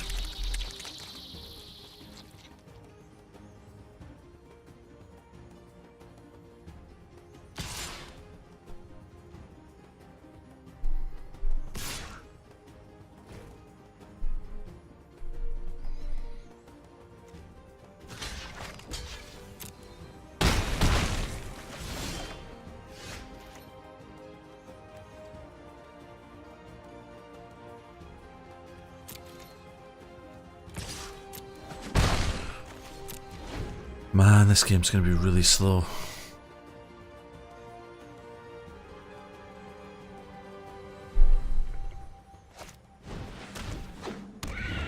Oh no.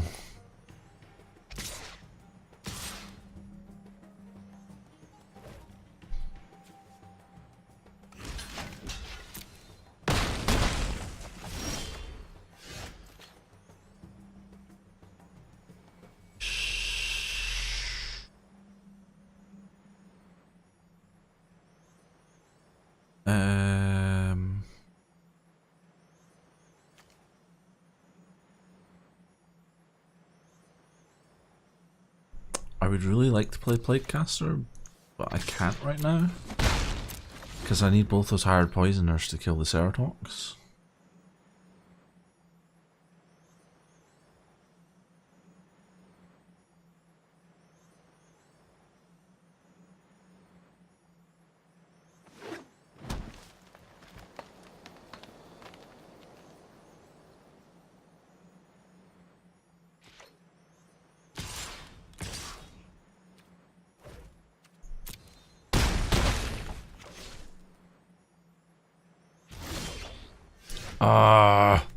Worst island ever.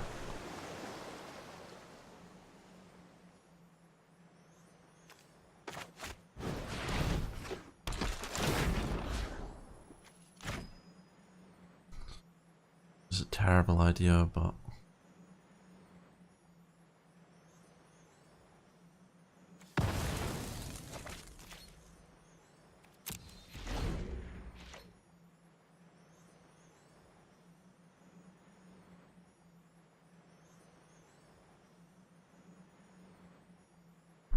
I really wish I didn't have to do that. Ah, frick.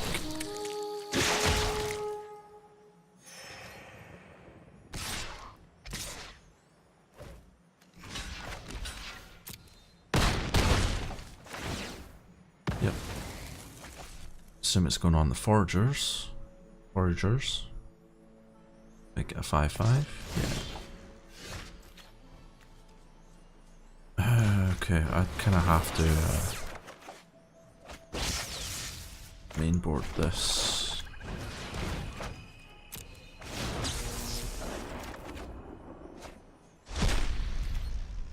Yeah, that's not very helpful. Now he attacks with everything and I die.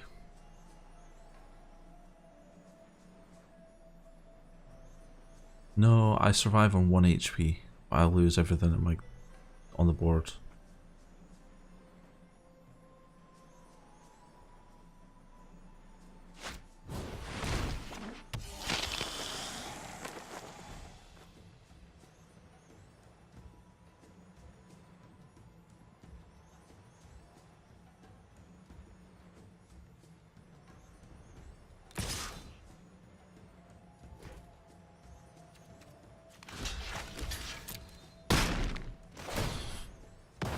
Don't necessarily have a choice but to block right now.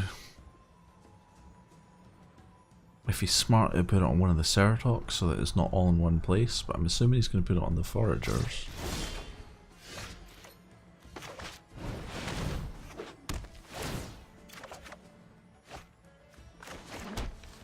That's a little bit late. And by a little bit late, I mean like catastrophically late. 4, 8, 10, yeah, he has lethal damage this turn. I'm just gonna concede.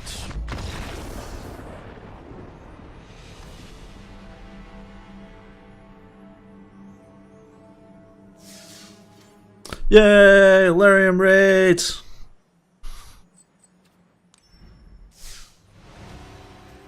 Hi Preach, hi Lyrium, hi other person in Lyrium's raid. I assume Lyrium's here anyway.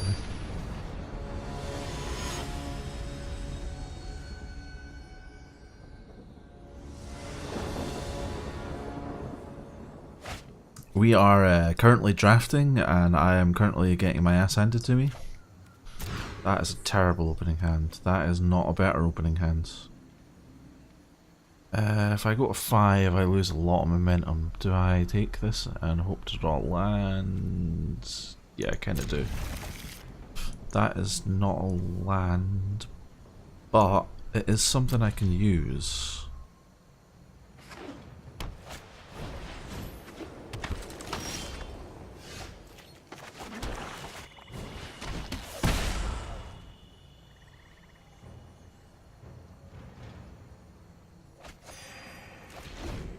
He's playing white-green, okay.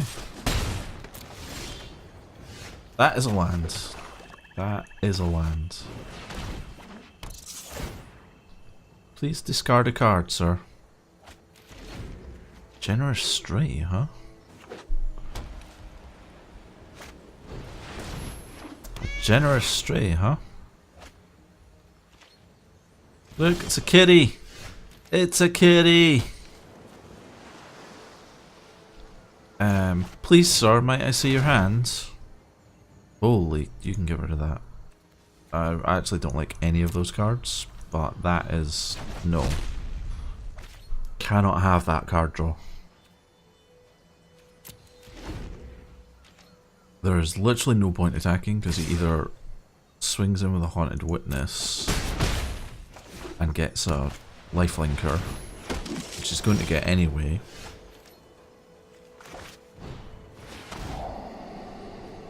Yeah, we'll get rid of that. Do I need another swamp? I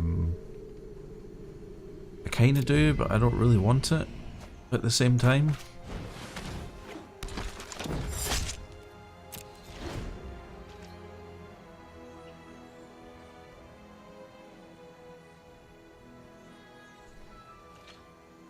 I went very low mana curve on this. I probably should have drafted some bigger threats.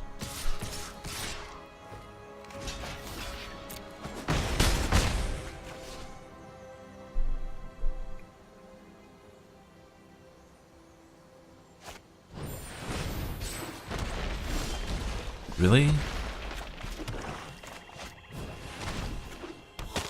Okay.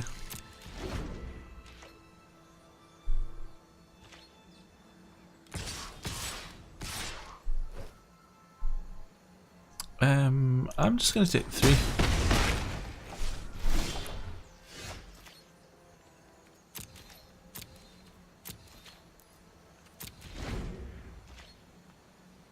So if I use the Poisoner to kill off the Colossus, which he's not going to attack with,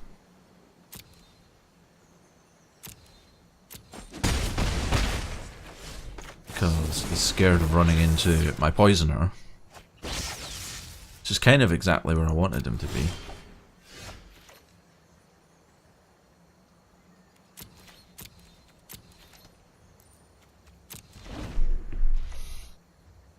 Vaygrim has not poked his nose in yet. I assumed he was away already.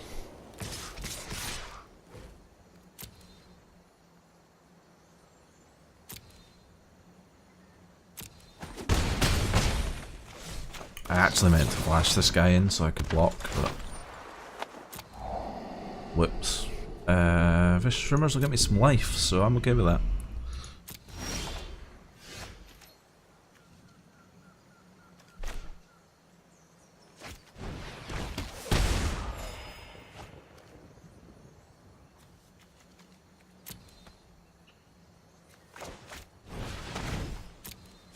I really need, like, another... No, not a swamp. I do really need another land, but I really need it to be an island, mate. Come on, game, don't do me like this. No, that's a swamp. Ah. Ah.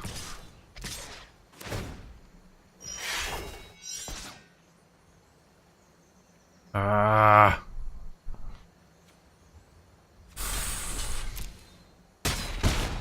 Kinda have to at this point.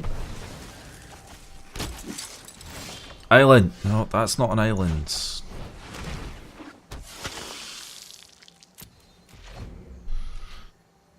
Okay, I've got a 4-turn clock, so I need to find an answer to something. Or an island in the next 4 turns. Sure. Let's trade lifelinkers, sir. That is not an island.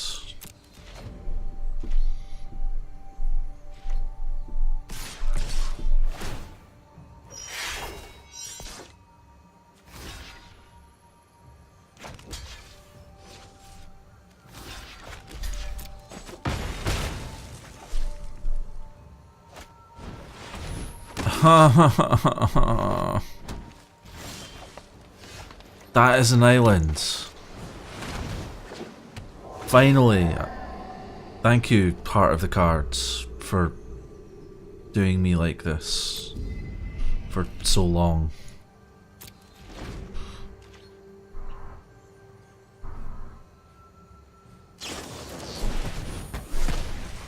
Mother.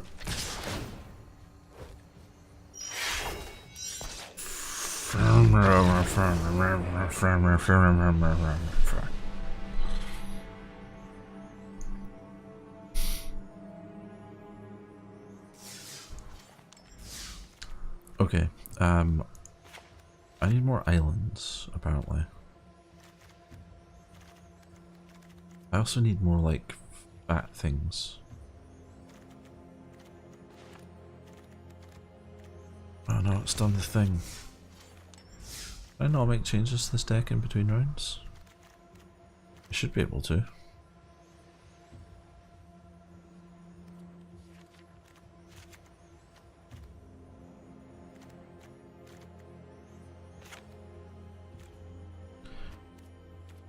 Why do... Because I've not got Surveil. I don't have enough Surveil to run this. However, it is still a 2-3.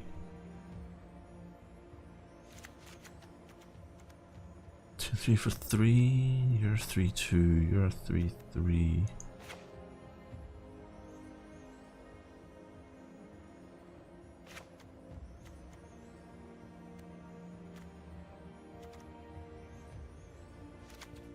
Let's do 41.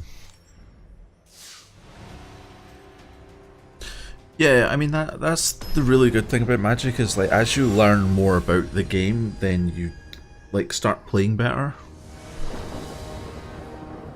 Nice. I've been getting to the point because I'm still playing my Merfolk deck, so I'm getting to the point where I'll put down like 2 or 3 cards and then the opponent will scoop because I just don't want to play Merfolk, which is it's not the best fun for me, but I'll take it. You know, it's still a win. I just would actually like to play the game.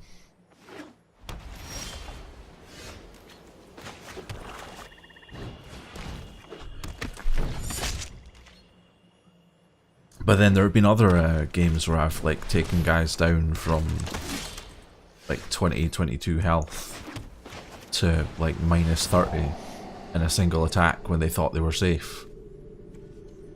You reveal an enchantment card from among them and put them into your hand. Yeah, you can get rid of that one. An Island? Yes, because then I have my counter spell available next turn.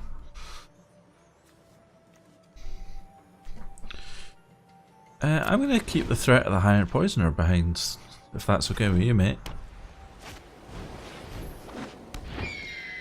Gosh darn it.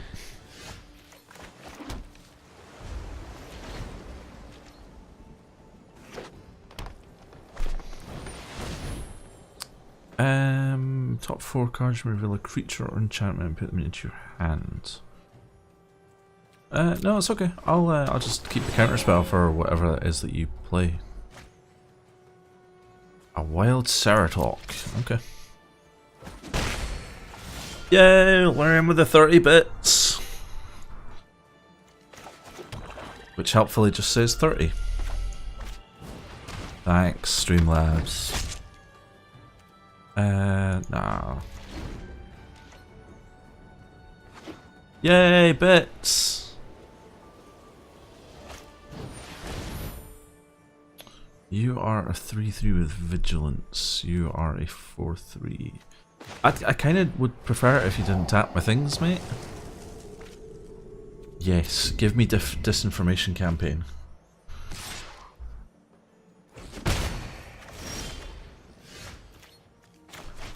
Please, sir, discard a card.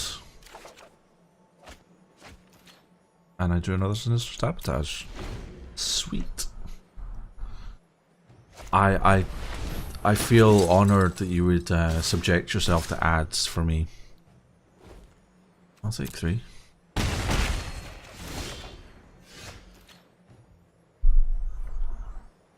I can't really do very much right now.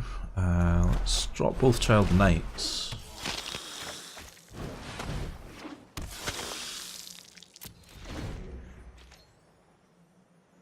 What flavour of football are we talking about? Are we talking proper football or are we talking hand egg?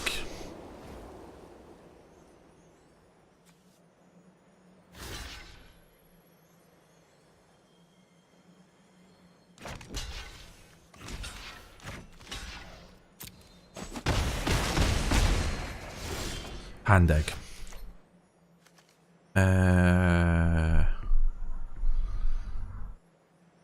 Want to buy more mana?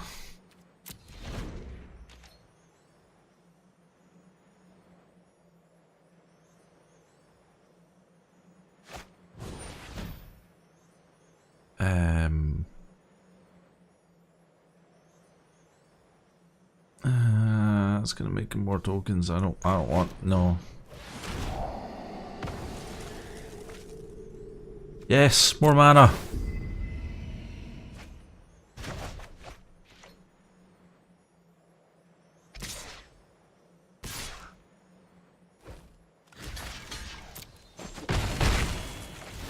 You, sir, have gained your last lives.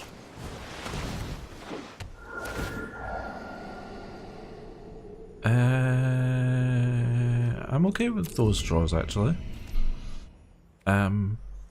No, let's not attack. I have a better plan for you.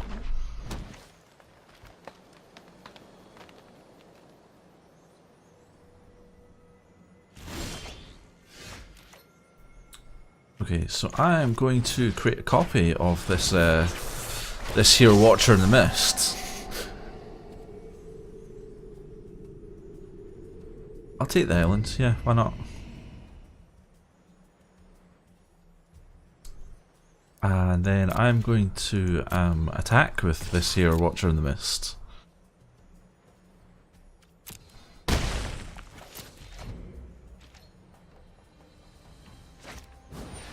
Yeah, you can have that locket. Sure, go for it.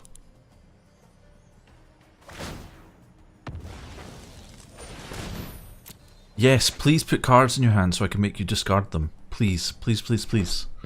Please, please, please, please. The tables have turned. Now I am the one with the flyer army.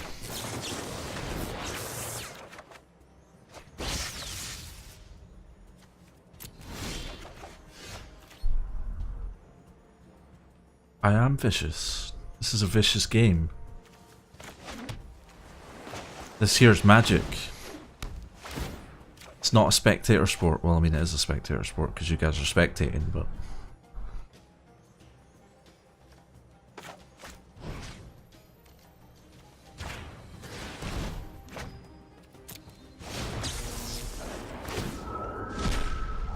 I am so glad I drafted that card.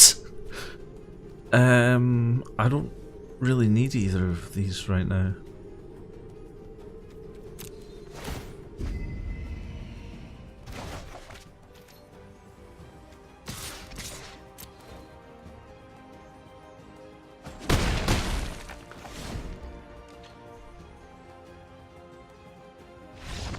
Yes! Stick that in your pipe and smoke it. Or something. Insert scathing after-match comment.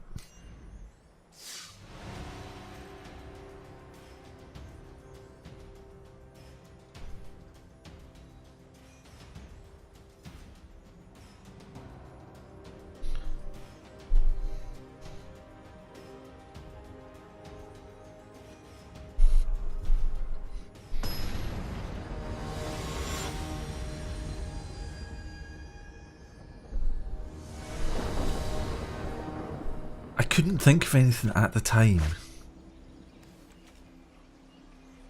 This hand is fantastic.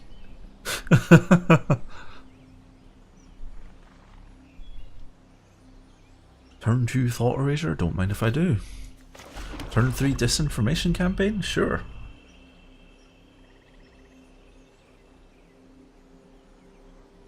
Or... Oh, no, I need to...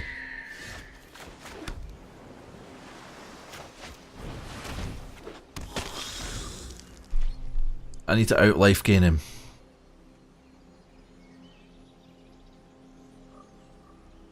Did you keep a one-land hand opponent? No, you didn't. Ah, white, red.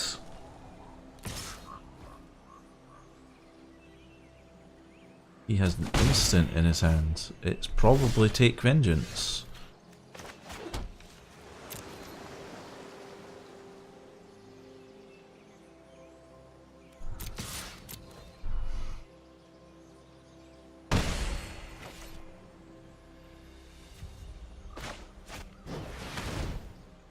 Please, sir, discard a card. Or madam. I mean, you could be a madam.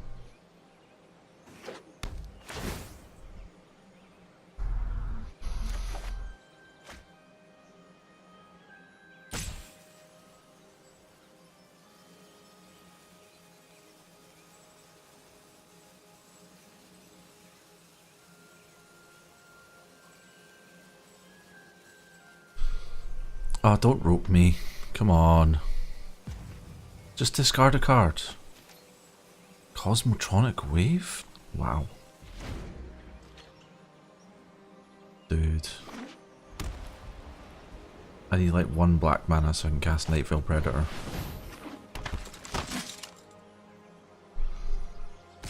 Saffrid! Hi, Sharpie!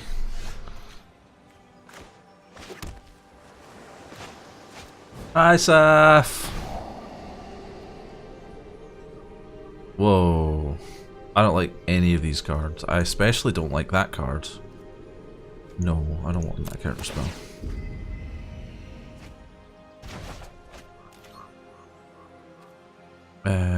Yeah, I'm not gonna attack into that creature that I can't kill.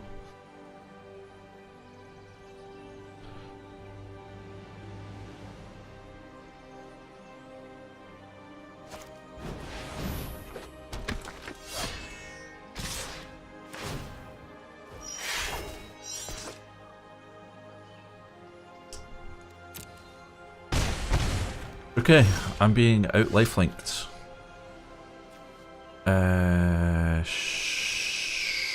I need to draw.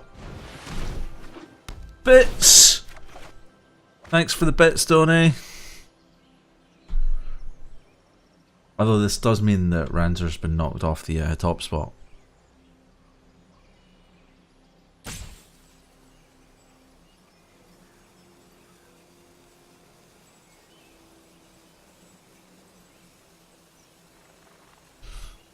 Come on, Ranzer, are you going to take that from a pirate?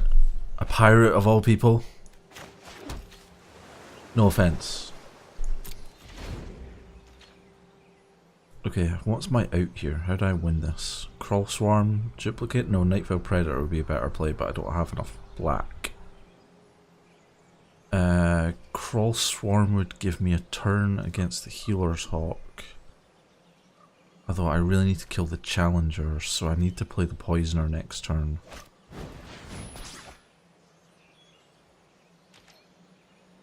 This is gonna hurt.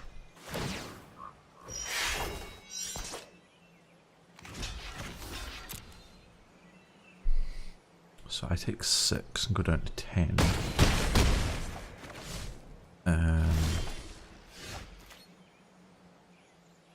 Can I cast both of these? No.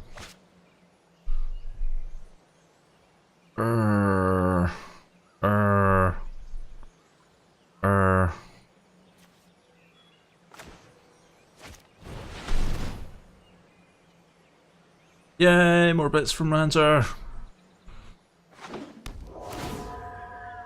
Donny's still in the lead. I have to point that out. Oh look, a swamp. Great, thanks. So I can kill his Healer's Hawk.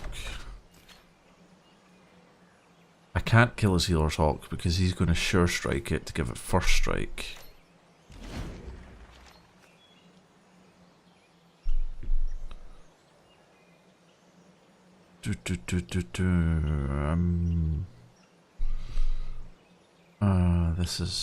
This is not good.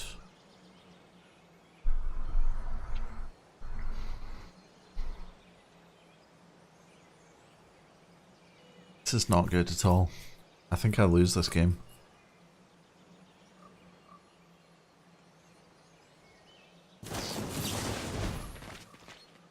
You're sure striking the Boros Challenger?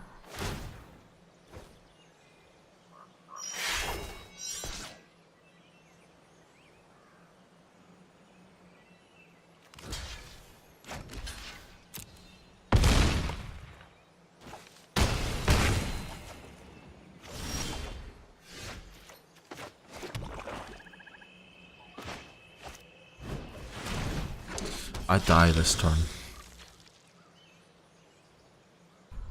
And then that's the end of the run. It doesn't matter what I hit. Yeah, I don't have an out.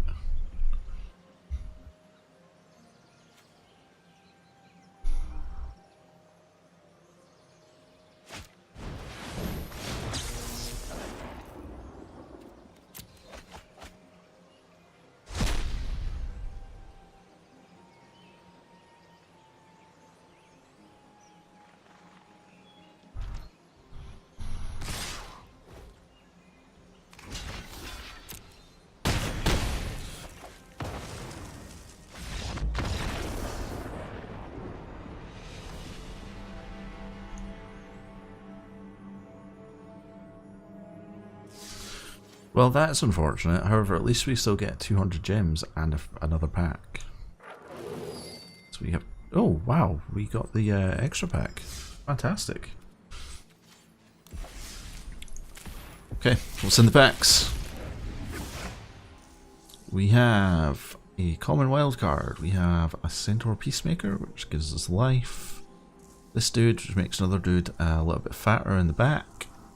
Life gaining elephant. Sharpie with the 500 bits, knocking pirate off of the top spot. Thanks, Sharpie. It was fun getting here. It's more fun now that I'm here. Oh look, another Quasi duplicate. Having just played with this card, I actually really like it. The fact it's got Jumpstart is phenomenal. Okay, what's in our last pack? What do we get? Another Quasi duplicate. What are the chances? Like, what are the chances that we get 2 Quasi duplicates in a row? I didn't mean to hit that button. I meant to hit this button. So today's actually been really quite successful. We opened like 150 odd packs, and we finished 1, 2, 3, 4, 5, 6, 7, 8, 9, 10 decks, which is cool. We still have some mythic rare wild cards left to go. I'm out of rare wild cards, which is the hold up right now, and I still have like a whole bunch of decks that I'm working on. Can I actually build this? No, because I need rare wild cards for it.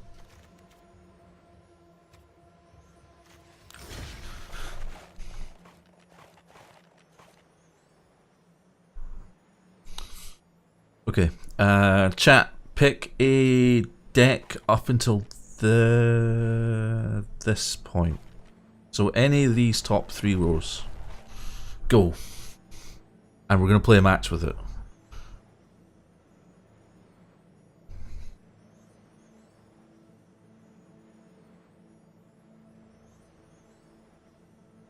Disco Inferno. Oh, Burn Baby Burn. Yeah.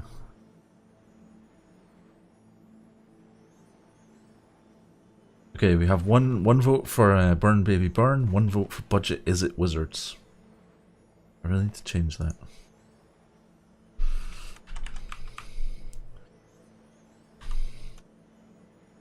There we go. We have 1 vote for I Have No Idea, which is not a valid deck, Sharpie.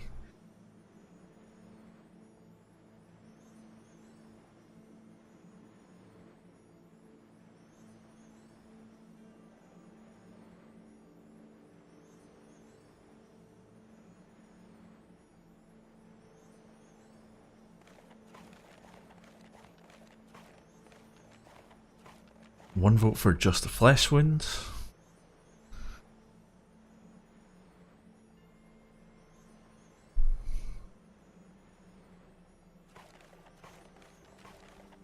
Okay. Burn Baby Burn sounds nice and warm and cozy. Okay, Burn Baby Burn is currently in the lead with 2 votes. 3 votes. Okay, we're doing Burn Baby Burn. Burn Baby Burn. Let's go. Let's go burn some people's faces off.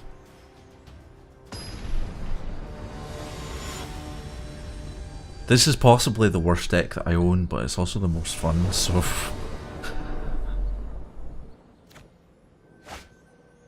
Yes, I need to get a bot, and I need to become a professional streamer now that I'm technically a professional streamer. I'll get there. Okay, let's drop a mountain.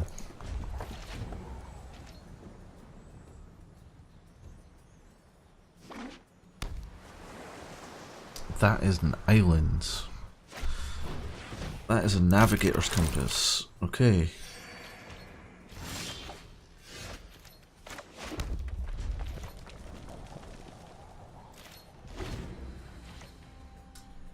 I'm glad you volunteered, Dranzer. Well done.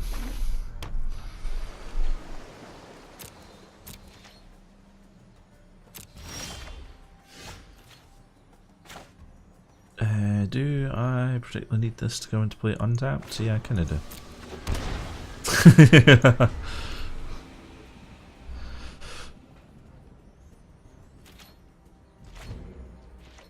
Okay, so he has a instant and or sorcery. Well, it'll be an instant.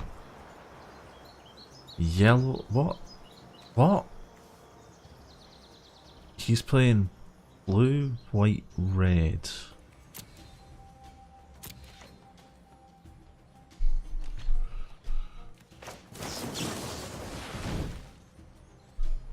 Blue, white, red.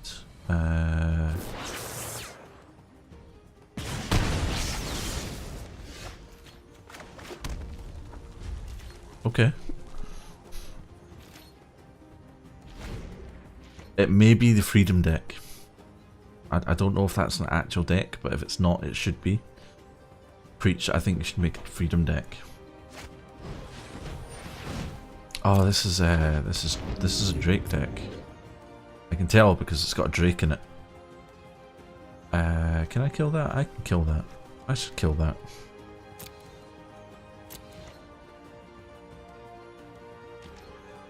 I'm gonna kill that.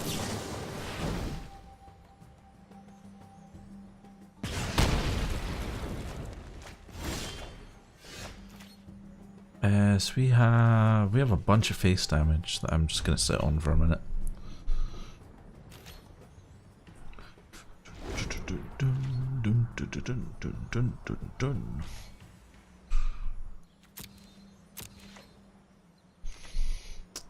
Mate, take a shock to the face.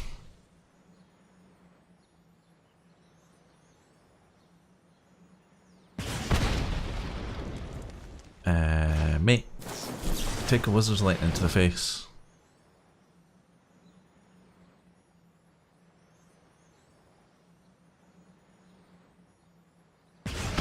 Keeps looking at Navigator's Compass like it's going to save him.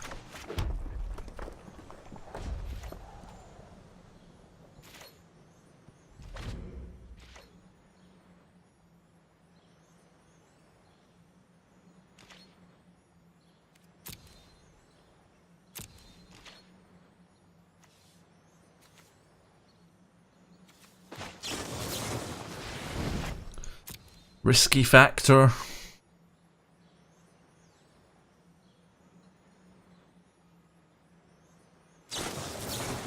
Oh no, I've been countered.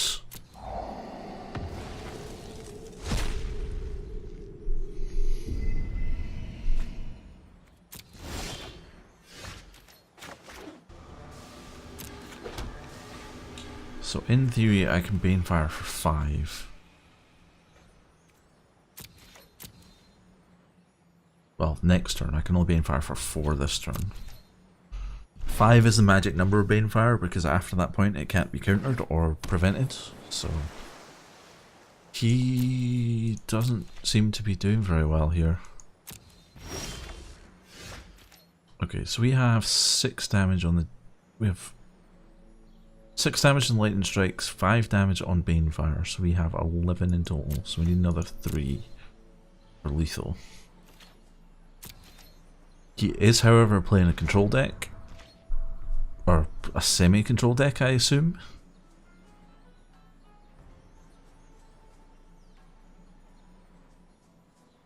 I'm wondering if he's actually just playing red-blue, but he doesn't have the red-blue lands, and he has the red-white one. I don't know. This seems weird. Let's see if we can get off a Lightning Strike.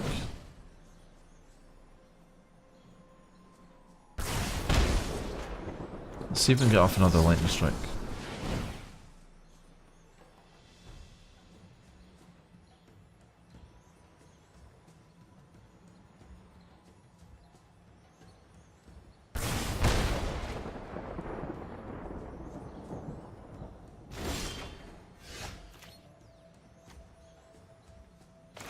Let's oh no, actually I'll do that at the end of his turn.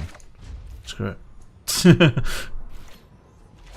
Okay, he's dead at my next turn. Unless he top decks something amazing. Actually, even if he top decks something amazing, he's dead. Opt? Yeah, you can opt.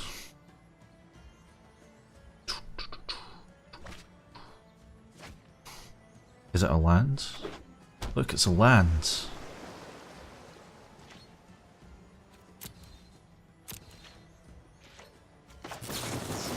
Suck on 6 damage, sir. And or madam. Dude, suck on 6 damage, dude.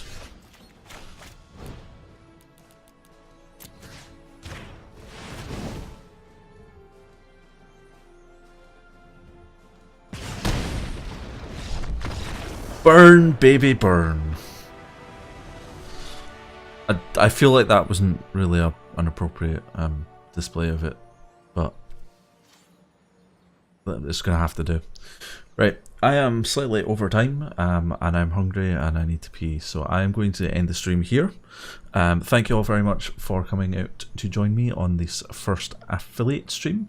I will be streaming tomorrow at 8 PM GMT or BST, whatever we're on this week. We will probably be doing some WoW unless my guild are terrible and decide not to show up again, in which case it will be something. But yeah, come see me and I will catch you all later.